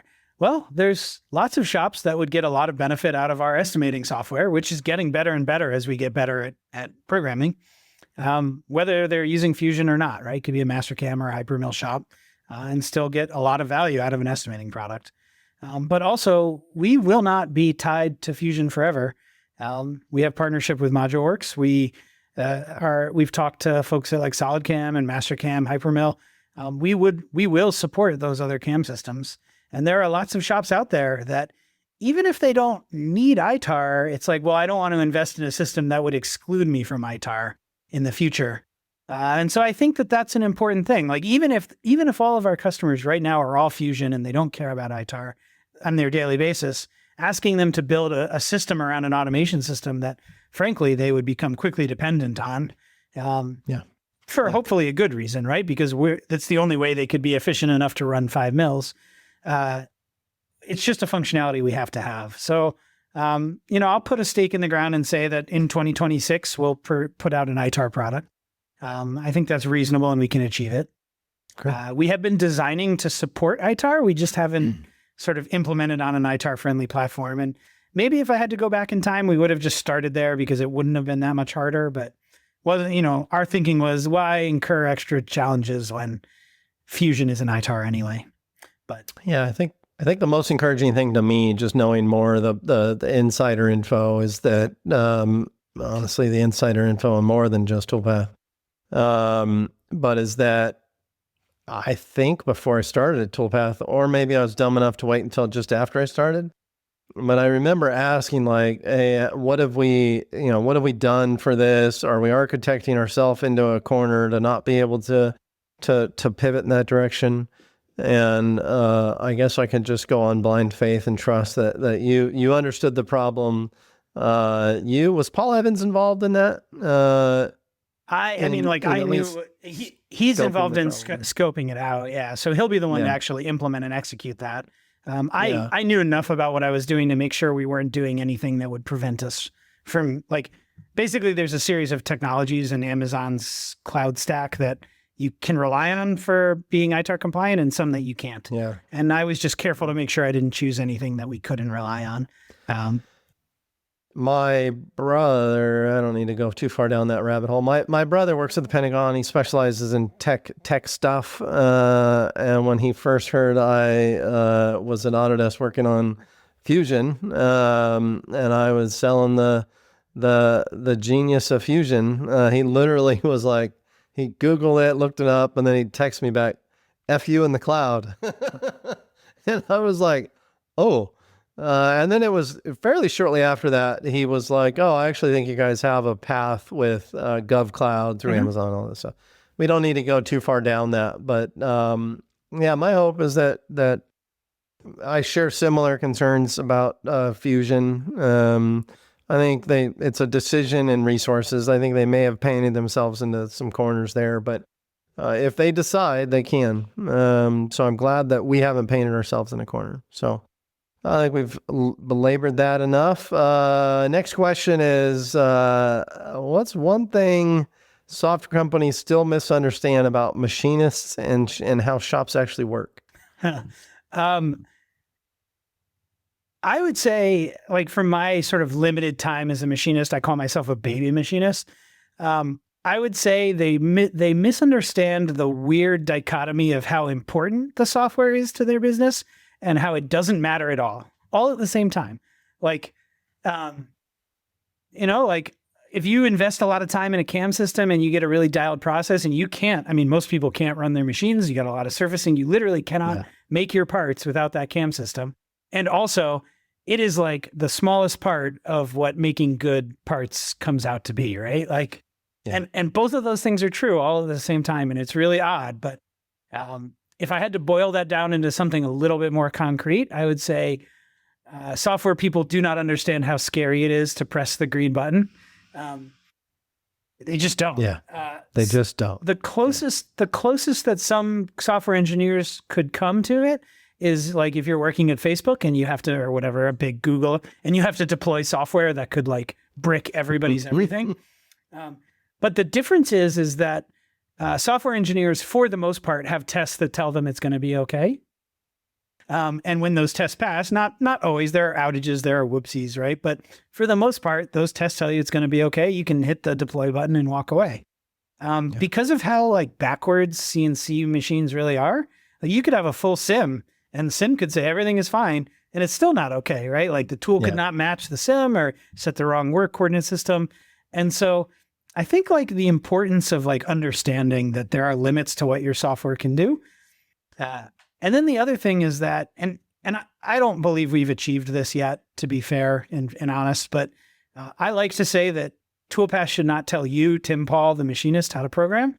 You should tell it how to program. Yeah.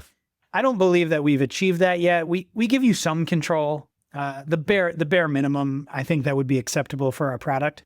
I hope to add a lot more control in there.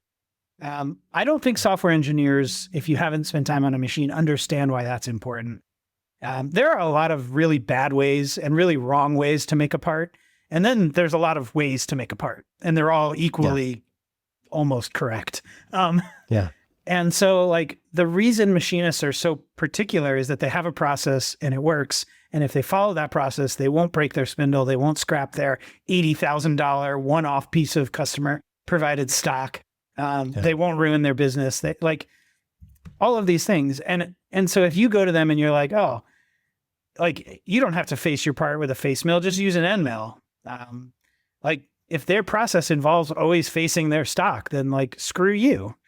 Yeah. And it doesn't matter whether I'm right or wrong. Like it's not their process. They can't use it. And I can appreciate that. And look, there has to be some amount of flexibility to adopt automation. Yeah. We're never going to make it exactly the way you, Tim Paul, would program a part, but it has to be close enough. It has to be close enough that you can get comfortable running the part. If we can't do that and provide you that like slow path to change, because as you adopt automation, you start getting comfortable with maybe different strategies or maybe the program's not as efficient as you would have made it, but it doesn't matter because it's on the machine and it's running and it's not a production job. So you're on to the next thing. But we have to provide people a slow path to do that because we can't destroy their $1 million worth of capital equipment that they can't replace. Just the way it is. Yeah. And anybody listening, that $80,000 this, the $1 million that's all relative, right? So that's $1,000 to one person and $1 million to another person. I've been running parts out of Toolpath basically with a quick simulation and going out to my machine. My machine's my damn hobby. And so when I think about wadding up a $10,000 spindle, it feels like $1 million to me, right? And for how lean some of these job shops are, just throwing away a $1,000, $10,000, a several $100 tool. It all means something different. It's something that could literally screw up their whole month, screw up their whole year. Some people we talk to, screw up their whole business. So it's good for me to hear that. What I'll say, it was a question for you, but I like to add my own. I spent a lot of time at Autodesk working with the executives, trying to just really help them understand the mental perspective of a machine shop. And I had said a couple times, like, don't underestimate the stress that happens in these machines. We make software that drives machines that can literally kill people. And one of my favorite executives was like, that sounds pretty hyperbolic, Tim. And this is me tying it all back together to early in our conversation when we're talking about throwing stuff out of machines, right? I don't need to rehash stories, but I've been around, I've had late night texts where friends were telling me they literally pooped their pants. And so what's very encouraging to me, and I'll compliment you and Andy, the other co-founder. When I was interviewing for this job, something that I remember gave me goosebumps. I feel like both of you said, you and Andy both agreed early when you were kind of scoping out this concept and idea. It was like, we have to respect the complexity of the problem. And literally the first thing I thought about was having this executive in a meeting tell me I was being hyperbolic about, talking about a machine that could kill someone. And I know I don't want to minimize the risk or exaggerate it, but it is a real risk. So the other thing I think the software companies misunderstand is the respect of the process that works, right? I think a lot of software companies why wouldn't you change? It's the future. It's the best. It's the whatever. And it's like, you have a dynamic of a lot of our industry, like they deserve to use what they're using until they retire. It's 2 years from now, right? And then the others of just like, it's a process, it's profitable, it works. And it's been really encouraging for me to be at Toolpath and understand we're trying to find that balance. What were you going to say before I cut you off? You inadvertently gave me, you didn't teach me, but you gave me the opportunity to understand that reality for me more deeply. Good. When you're making a difference. When you first joined Toolpath, my dad is a surgeon, a foot and ankle surgeon. And you had a pretty bad foot and ankle injury, 2 foot and ankle injuries. 2 foot and ankle injuries. And you said, yeah, send my X-rays to your dad and see what he said. And I had just listened to an episode of Within Tolerance. It's a very, very, very specific memory with Mickey Jacobs and Alex Kern. And they were joking about how Mickey, like, very commonly will walk up to somebody and be like, that's not how I would do it, right? And like, he doesn't mean to be discouraging, or it's just not how he would do it. And I sent the X-rays to my dad, and I kid you not, like 15 seconds later, I got a text back saying, that's not how I would have done it. You know, and it was like the angle of the screws he didn't like or something. And you had a great surgeon, and all that matters is that you had a good outcome where you could walk again and have good range of motion. But when he said that, it like was the timing of it was so close to when Mickey Jacobs, that's not how I would do it. I was like, oh, machinists are just surgeons.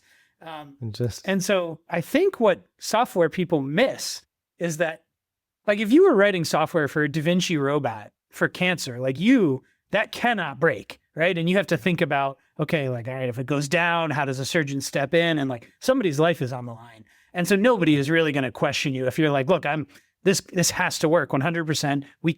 This cannot fail. And maybe it's a tad hyperbolic, but only a tad.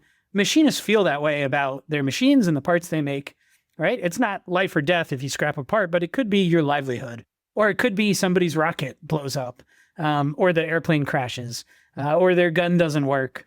You know, or like you scrap $100,000 mold to make injection molds for, like, it matters a lot. It matters a lot. And I know you've been involved in like accident investigations and stuff so like, I think the level of sort of care and understanding of the process and like respecting the process, there are surgeons who won't do the newest thing, even if they have 10 years left in their career, because they have 20 years of it working well for them. And they're like, well, I could try this new thing and maybe it'll work, but I know this will work. So if you want the new thing, go find some guy who knows how to do the new thing, right? Like machinists feel the same way about their process. And sometimes some of them are willing to learn and evolve. And sometimes a new process is so good that you have to adopt it. It's like inarguable, right? Like 5-axis is one of those. I think 0-point work holding falls into that category. But Cam was that category when I started. Yeah. Cam. I've been 25 years as of this year, I think. And it's been so exciting for me to see this evolution. And then I also was taught by people, so I feel like I kind of had some of their evolution. And it's been a fun ride. And I came to Toolpath because I do feel like we are the next, should be, it's ours to screw up, I think. The next big, shift for productivity. So. My next question is about AI. So let's start off with the question I get asked fairly often. What the hell is AI, Justin? And then I'll follow it up with my AI question. Fun fact, AI is older than CNC machining. The very first technical paper on AI was published in like 48 or 49, I think. And the very first NC stuff was in 52. To be frank, AI is a big, giant pile of math that we understand the basics of math, but modern AI, they literally do not know how it works. Like ChatGPT and LLMs and all of that stuff, they do not know. Anyway, setting that aside, essentially, AI is any form of sort of computer program that can generalize from the things you told it to the things you didn't tell it. So, we don't teach Toolpath how to program every part in the world. Believe it or not, we only train Toolpath on like 30 parts. And yet it's pretty good at programming most parts you throw at it. Not every part, but many parts. So that is what I think, that's machine learning has really been renamed to AI.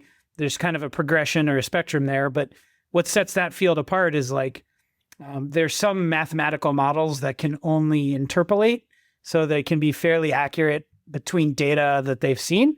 So in the machining world, that would be like, if you have a family of parts that are all very, very similar, and you somehow came up with like a super template that could program any of those parts really well, we wouldn't call that, like in the strictest terms, we wouldn't call that AI. We would call that like interpolation or regression. But then if you can make a model that you can give it some data points and then go far outside or even a little bit outside those data points. And so again, in a machining term, that would be like, I wrote a program and I trained it on how to machine this shape, this clamp thing here. And then I asked it to machine this other thing that is bicycle part, doesn't look anything like that. And if it could do a decent job on this, based on what I told it about that, then that's AI. It's the ability to generalize outside its training data set that distinguishes sort of like basic modeling and regression from AI. Hopefully you just bought the Uniforce clamp instead of made it yourself. I think Ben bought this one, but yeah. Yeah, just kidding. Okay, so that's a good lead into where do you think AI will create the biggest change for manufacturing in the next whatever years, 5 years, 3 years, 10?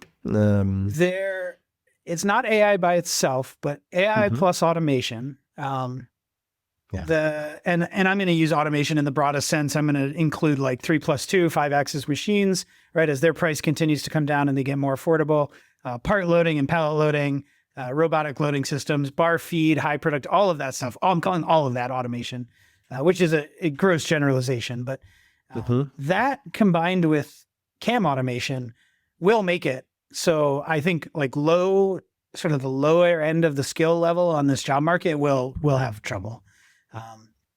The operator job where you're literally just pushing a button I think that'll go away.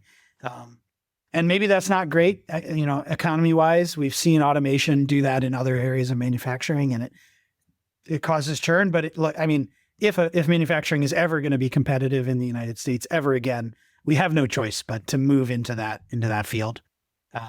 So those sort of entry level jobs will go away, which causes an interesting effect. There's a lot of people in this industry that progress from operator to, machinist to setup machinist to programmer to job shop owner. So we as an industry have to be careful to not turn machining into this like high barrier of entry job that you have to go get like a college degree in automation to run a shop because that's also not viable because the people who enjoy machining don't typically go through that kind of education. And the way we've structured our education system, won't support that. You don't want to have to go to college and take calculus classes to be a machinist. That's not appropriate. So I think that's an industry thing that we will, as an industry, have to figure out. Like the training pipeline will have to evolve to get people in. The good news is we haven't evolved it in a long damn time, so it's ripe and ready to be evolved. What I'll add, just from my perspective, is I know shops that have done a really good job of automating a lot of their shops. Those shops have not been laying people off. They take someone that was, an entry level, basically parts changer, to now they're trying to keep up with these pallets of parts. Now they're dealing with, making sure the right material is ready to go on the pallet system. Right. A lot of them have transitioned into being, quality inspection people. And my big encouragement to anybody who's listening that's worried about any of these, job loss type situations is anybody in your circle of influence. Let's all do a better job at encouraging people to do whatever it takes to make more awesome parts. I know a lot of people that are like, nope, I'm an operator. I don't want to be a programmer, or I'm a programmer. I don't want to blah, blah, blah. I am so far out of my comfort zone most of my career, and it's taken me to so many awesome places. And every shop owner I know that's kind of embraced that, like, I just own all the problems. And every machine shop person I know that's kind of just, yeah, I'm a machinist. I do whatever it takes to make parts. Those shops and people are the people that thrive in this industry. So my hope when it comes to education is that we can get young people, I think it starts in 6th, 7th, 8th grade, to start just remembering how it is to make a birdhouse. So because that like triggers something in someone's brain. Like, man, I took a pile of nothing and turned it into a pile of something. And we can kind of help start teaching people how to be problem solvers and thinkers, and not just, follow these set of instructions. So I can actually go for a lot longer on that, and I shouldn't. So any final thoughts before we move on to the next one? Yeah, I think Al said this, that we have to make, 10 times as many parts with 2 times as many people. I think we'll be lucky to have 2 times as many people. So like you said, the rise of automation will change the industry, and the low skill jobs may go away, but those same people can up level to quality inspectors, or tending, many more machines, or keeping the pallet pool filled. We need more of that. So the demand isn't going away. It's a great industry to be a part of. But it will change. It absolutely will change. Yeah. Yeah. I mean, I can draw so many parallels to just machining or any other manufacturing. I knew people that used to take 5 thou by 5 thou by 2 thou chips, and under robotic not even robotic, but they used to basically place those on the circuits. That all got replaced, and they started doing, wire bonding, real similar. They had this acuity to do tiny, absurdly small things. And there's still places for those people, but let's move on. So as an industry, how do we balance pushing innovation forward while keeping the human at the center of it, right? This dovetails into what we're talking about. This dovetails into what we were talking about, earlier with like respecting the process and all that too. I think what I'll call out before you answer is, I think you have a more natural desire to get over that activation energy. That's a term that I think you taught me, than many, many people in our industry do. But at the same time, like, you don't want to be the hammer where everything's a nail. So let's get some of your thoughts on, like, how do you balance like pushing forward and embracing innovation? How do you think about it? I have sort of, and this is a little ironic because software, they do agile development, which actually came from lean in manufacturing. And so I kind of went backwards from agile to discovering lean, and then lean like helping me rediscover agile back in software. But I would say that you take a lean approach and you look for what are the bottlenecks in your shop, and you invest in ways to improve that. Sure, this answer is a little self-serving, but find me a job shop who doesn't spend too much time quoting, or find me a job shop who couldn't benefit from quoting faster, or just quoting more. You need, like, those nobody likes quoting. It's a lot of energy put into work, into something that may or may not pay you money. So that feels like an easy place to improve your process, but it's very, very easy to be like, I'm not going to spend the time and energy to get my quoting dialed, whether you use Toolpath or, there's other software out there, like Paperless offers some functionality like that. There's tons, Digifabster has their own version of it. There's tons of stuff out there that can help you quote. Machine Metrics, I think, has their own stuff. But you don't see the large adoption of that stuff because I don't think people are honest with themselves about how much of a bottleneck that is. And I think the shops that I've seen be successful, granted, there's a little bit of survivor bias in this, but I see them actively looking to improve. And whether they use like a lean approach or not, there's other ways to do it.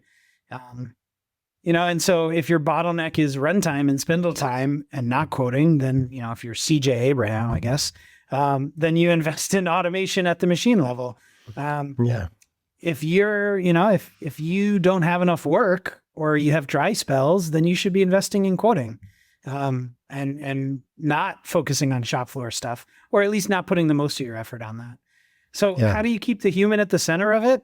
The reality is that huge portions of this industry are shops of less than 20 people, something like 70% or something. Huge percentage. Yeah. So the humans at the center, whether you like it or not, and making their job easier so they can be more productive should be all of our goals, whether it's your business or not, but if you're the owner, like it's, and Jay Pearson and Andrew Henry have a great, and the Incremental podcast, Devin Bedoni and Uriel, they all talk about how transformational it is for their business. And sometimes I don't think people listen enough to that. But if you're a business owner of a 20 man shop, like for you, improving that efficiency is really about improving your bottom line. But you do that through making your employees' lives easier by making them more efficient. So I'll add on to that. So, if you think about, I think a lot of people listen to Jay and like, I know I will never have that much energy, that much enthusiasm, for lean or any of that. Right. I just say, take like incremental steps. I talk about racing a lot because most of my life has been focused on racing. Like I think about, if you're looking to improve your lap time, like where's the biggest opportunity? A lot of people are like, my entry speed into turn one, because that's the most exciting part of their lap. Well, very often that's not the place you're going to win or lose, the race. It's like, actually you spend more time on the straightaway. So how can you increase your straightaway, or decrease your straightaway time? Well, if you actually come out onto the straightaway a little faster, you can, shorten your straightaway time. My point of that is like, look for your biggest opportunities. Where am I losing the biggest amount of time? And where am I kind of rubbing my employees? This is tying it back to humans at the center, right? Where's my employees getting rubbed the most raw? I went and visited, RC car shop, Vanquish, out in Sacramento. And I got a tour of that place. I've been meaning to go there for 10 years. I knew they were doing some special stuff, but that's some of the happiest employees I've come across in a long damn time.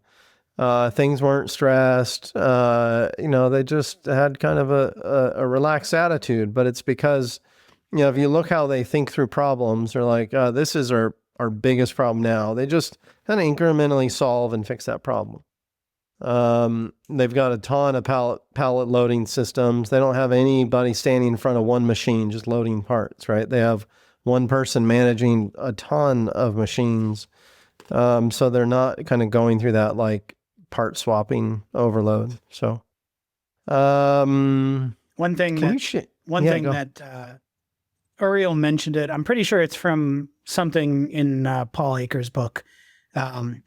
But he was like, whenever you're walking around the shop and you're doing something, like if you're taking steps across the shop or something, just start muttering to yourself, non-value add, non-value add. And it sounds silly, but I started doing it around the shop, and like the act of saying it out loud, even like in software tasks, like when I was doing some deployment task and it was really rough, I would say non-value add while I'm doing it. It makes it feel a lot more acute. So how do you keep the human at the center? Tell them to mutter non-value add every time they're doing something they don't like. Yeah. I like it. We're getting close to wrapping up. So share long-term vision, your long-term vision for Toolpath, if you can. My long-term vision comes down to this. I would love for it to work on more complex processes, mill turns, lathes, multi-process machines, turning, all of that stuff. But at the very top level, like I am waiting for the day that we have a customer who's like running 6 machines and is like, couldn't do it without Toolpath. Like Toolpath is what got them there. That's what I want to see. That's my goal for Toolpath, is like, the first person who's like, I just bought my 6th machine. I'm signing up for another Toolpath subscription on that machine. Couldn't do this without you guys. Like, I want to see that growth, right? From one machine to 6. I think to get there, we will. I mean, obviously we're working on 3+2 right now. I've been doing my darndest to pretend to be a multi-axis machinist, but not obviously, but we are, and you've been spending a good amount of energy on it. So yeah, I cut you off awkwardly. But like, after 3+2, then you start talking about turning and then multi-process machines would be the next frontier. And I would like to see us automating all of that. There will be a day where some parts can be done completely without a human having to program them, and maybe without a human having to touch them. Those will be the easy parts. Those will be the brackets, maybe the Uniforce clamps. I actually don't know what kind of tolerance they hold on these, but they don't look like they're super tight tolerance to me. And then that'll be saving our time so that we can build more complex parts. And the other thing I live for, the thing I'm waiting for, is the first time somebody shows me a part that could not have been programmed by hand in any like reasonable amount of time, like some super complex part. And we've seen that progression, like as CAM has come out, parts get more complex, and then 4th axis becomes common and parts get more, and then 3+2 comes out, and multi-process machines, mill turns, turn mills, parts, like engineers are like salivating to make the most unmachinable crap that these machines can somehow magically make. And the first time somebody shows me a part and they're like, I don't know, there's like a million little features on it, and it just wasn't going to be feasible to do it by hand. And it had to have been AI assisted. That I will be thrilled to see that day. Yeah, we will be responsible for making parts more complex.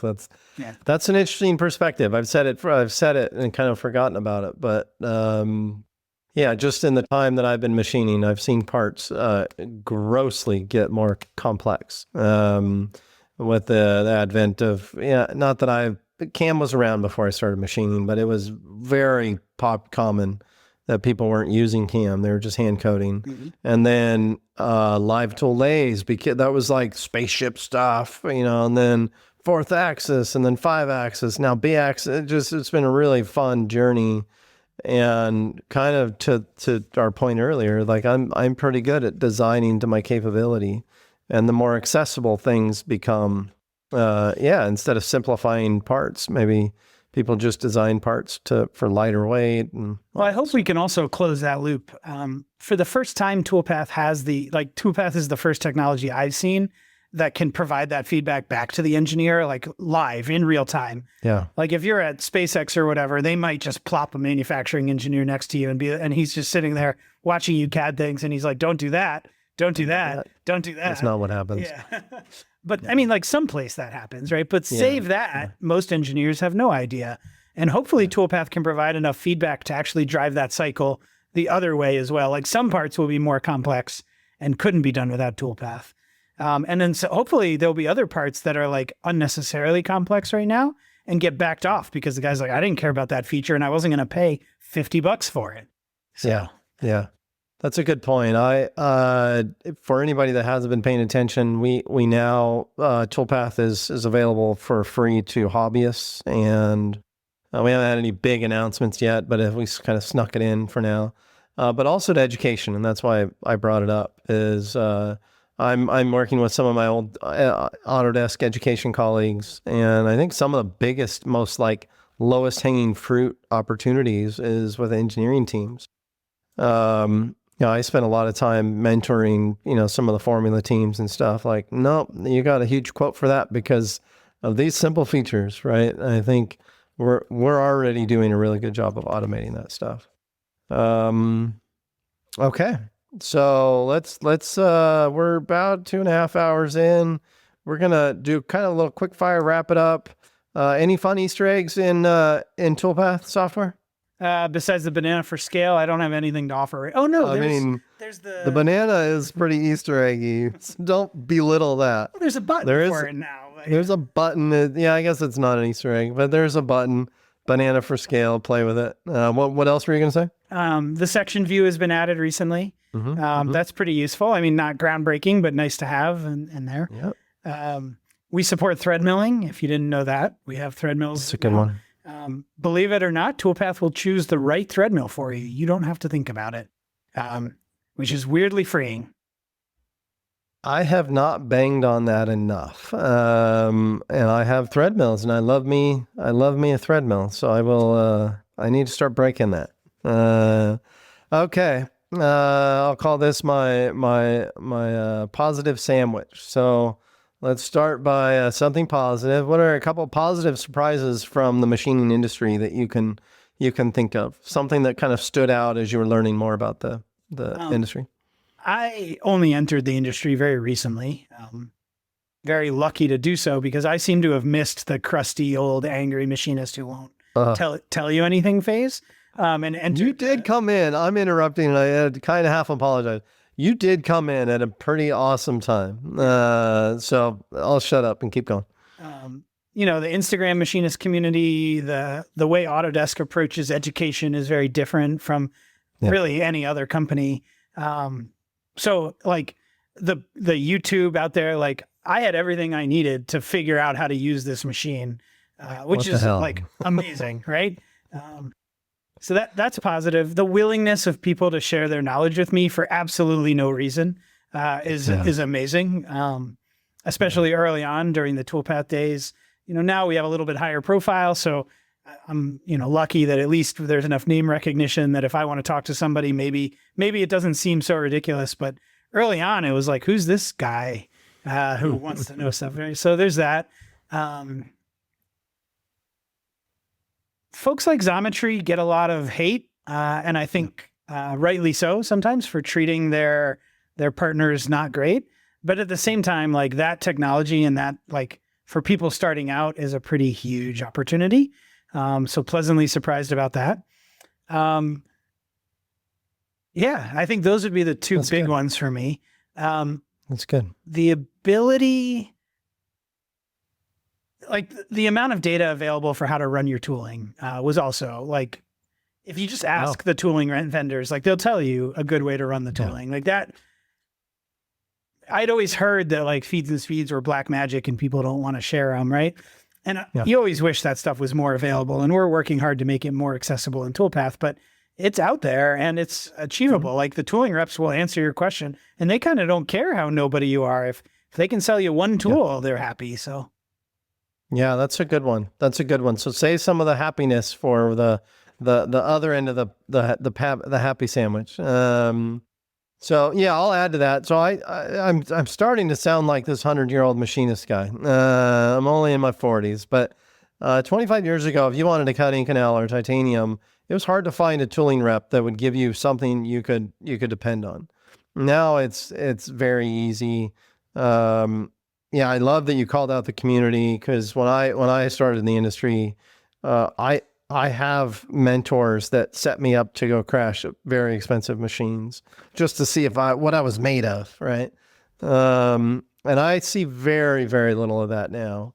I answer an insane amount of questions on Instagram just people, struggling to make something. And I'm not the only person that does it. So, okay. So get into the meat of the positivity sandwich. What are some of the more disappointing?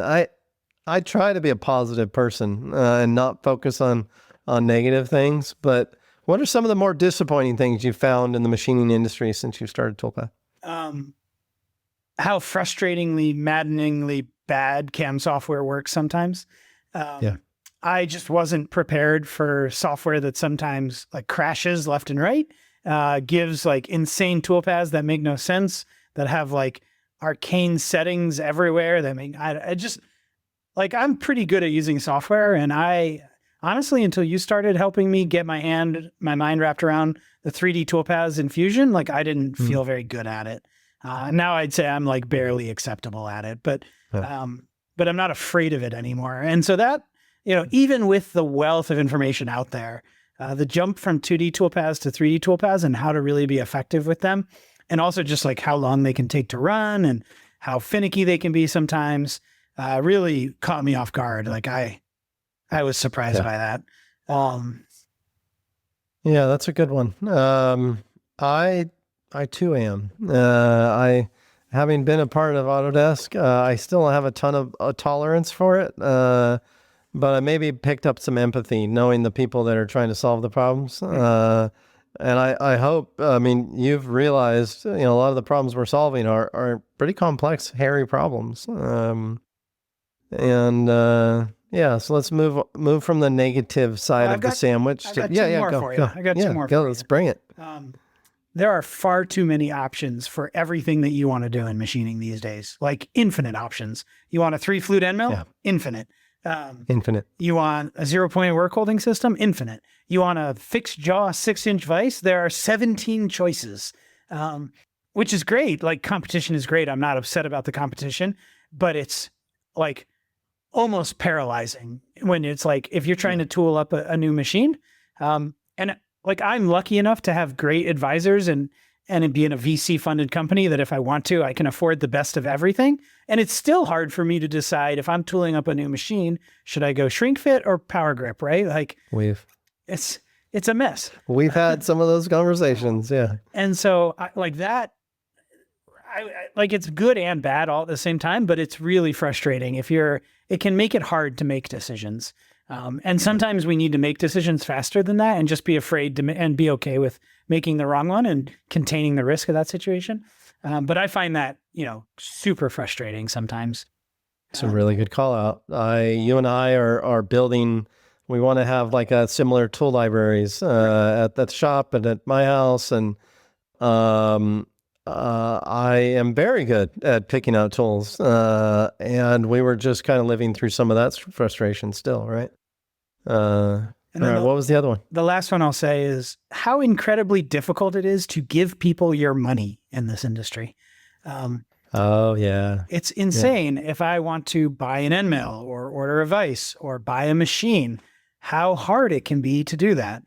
And we're trying, obviously, at Toolpath to make it as easy as possible to take your money. But like, literally, sometimes I find myself screaming, "Shut up and take my money." And it's just wild. I don't understand how this industry can survive if we don't fix that, but it seems to. So there's something. Do you know any of the dynamics? I have a short version I can share. I mean, no, go ahead. Yeah.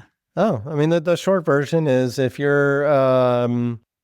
are Kurt Weiss, let's just keep all the names out of it. But if you're a Weiss company and an end mill company and you want to sell to Tim and Justin online, you piss off the local tooling rep, the tooling distributor, right. Not rep, distributor. And that local tooling distributor is a sole source supplier to, let's just say, Boeing, right? And the local tooling company will stop selling your X brand end mills or vices if you start selling direct. And they make 80% of their money from Boeing and whoever else. And there's a path to kind of get past that. There's some, a lot of this is just legacy stuff because it's worked this way. We're going to keep going this way. But there's some younger, more dynamic companies that I think will start to kind of break through those barriers, and hopefully, we can make life easy for everybody too. That's the short version. It's bull crap, but all right. Let's end on the positivity sandwich with the other end. What's some of the more hopeful things you've seen in the industry since you've started Toolpath? Machines and tooling have never been more capable, like ever. Like my $40,000 Sile is nearly as good, at least in terms of accuracy, maybe not material removal, as the $100,000 Brother. And that $100,000 Brother can keep pace with $1 million Kern on some parts. There are limits, but like, you got to go pretty far before you have to have a Kern. That is unbelievable, right? Like, the quality of machine you can get for, I don't want to say no money because that's not realistic, but for like affordable money.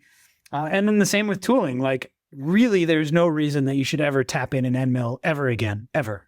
I mean, somebody's going to say, well, if it's all I got, sure, if you're bootstrapping and it's all you got, but you should, if you're a successful shop, be able to pretty quickly invest in a couple of good tool holders, even if it's just for those small tools. Yep. Yep. It's a good one. That's a good one. I would say, if you want to be a machinist, you have it within your capability to be a hero machinist, to make There's jewelry. no better time. Yeah. There's no better time. I've mentored a lot of machinists, and some of them I've kind of lost track, like when their journey started and where they're at now. And I have a hard time saying anybody's better than me, but a lot of people I've mentored have become more accomplished machinists than me. And it's been really fun to watch, kind of to your point, the accessibility, right? The accessibility of knowledge, the accessibility of good tools, the accessibility of good machines, all that has been very encouraging to me. And then it's also encouraging, I'll end on the positive. It's also encouraging that to see like our school systems starting to get more interested in doing something. And I see specific teachers pouring their heart and soul into programs, and hopefully they become kind of beacons for the rest of our education system. So wrap up. So we're in the wrap up callbacks. So this has been fun for me, Justin. I hope you've enjoyed it. Yeah, great time. Snowflakes and rainbows. That's what I got written down here. And I felt like that was a good tagline. And I forgot what my sub bullet from that was. But you said every shop's a long time ago, you said every shop's a snowflake. Talk about that. Like, I think that's a really interesting perspective that's shaped a lot of what we do at Toolpath. I've been really lucky to be invited to visit a lot of shops, do my internships, and I've still only seen a tiny slice of the industry. Yeah. But also through Instagram. Every shop has a different customer profile, turnaround time, access to material, right? Like if I was starting a shop today, my competitive edge would be that I'm 15 minutes from McMaster. Like I could almost offer same day parts. Bastard. Yeah. Right? Like, so, access to tooling, the type of machine you have, the way you like to machine parts, your comfort with different materials, it all combines, like, how invested you are in lean, whether you're a one-man shop or a three-man shop, it all combines to really give every shop a unique fingerprint or a snowflake. And I could walk into 5 shops that have, Hermleys and 5th axis vices or HWR, and they would all still make their parts differently and have different processes. And I could show them the same program, and each one of them would say, that's not how I would do it. And they'd say it even if I was showing them their own freaking program from a year ago. Right.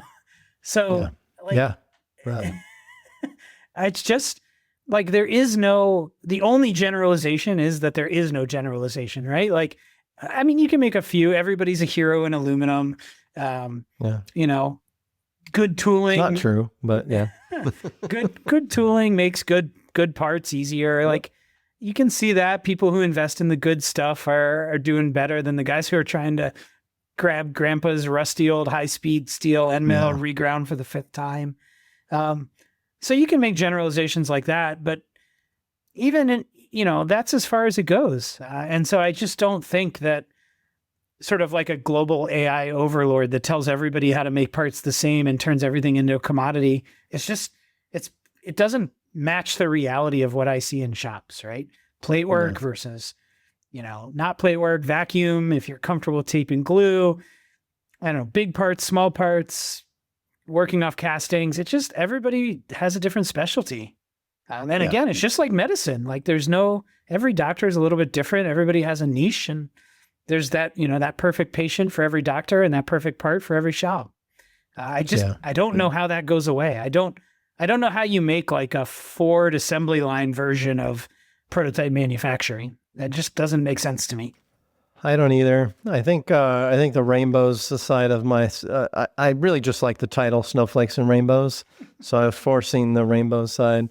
But yeah, I just really feel very committed and strong that we're in no better time to start a machine shop, grow a machine shop, all that stuff. So I'm sure I had some eloquent thing to share there.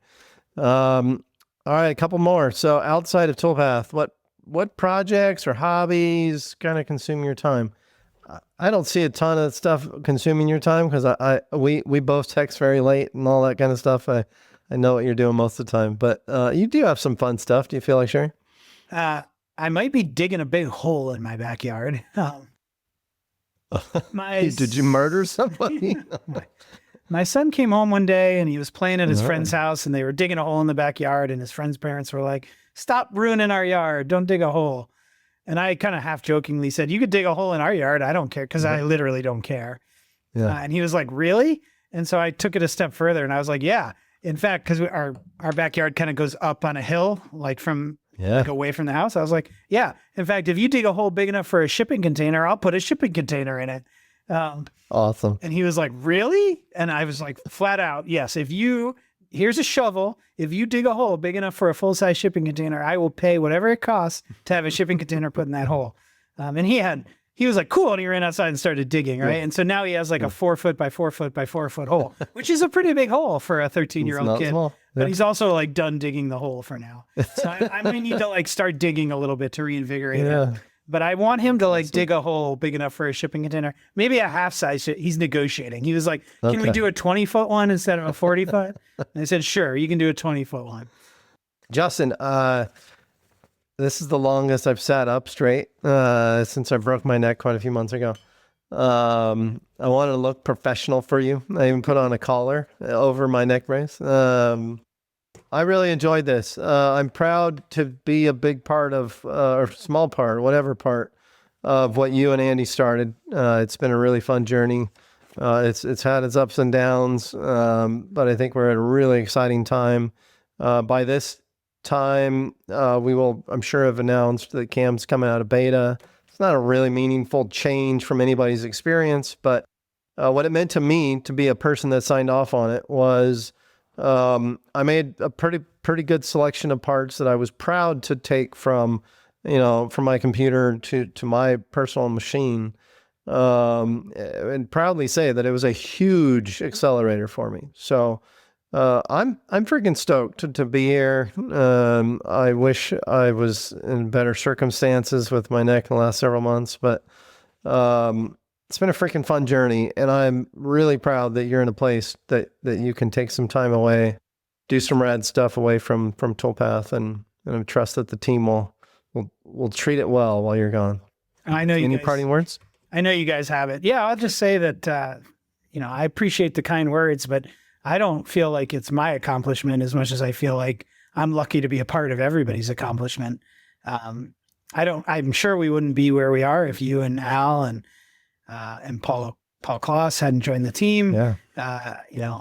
Ben's hard work, everybody, all the developers, like my contributions at this point feel far in the past to me. And I'm also excited to feel comfortable taking some time off. I need it. Good. And I'm looking forward to coming back and hopefully getting to solve some next hard problems and keep us moving forward. Good. I'm going to end with, I have been lucky enough to spend a significant amount of time around world-class people, from athletes to, I think we did something really special at Autodesk with HSM and Fusion. A lot of that was because of the special people around it and the passion that we put into it. I feel like we really did build a dream team here. And this is me pimping what I think is going to be a pretty rad series. We'll do more of these get to know other Toolpathers.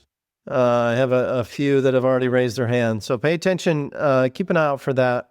We have a pretty cool team with a bunch of special people. So thanks for being the first on that. And I'll hit stop and let everybody back to their day. This is also probably the longest one I've done. So thanks, Justin. Cheers.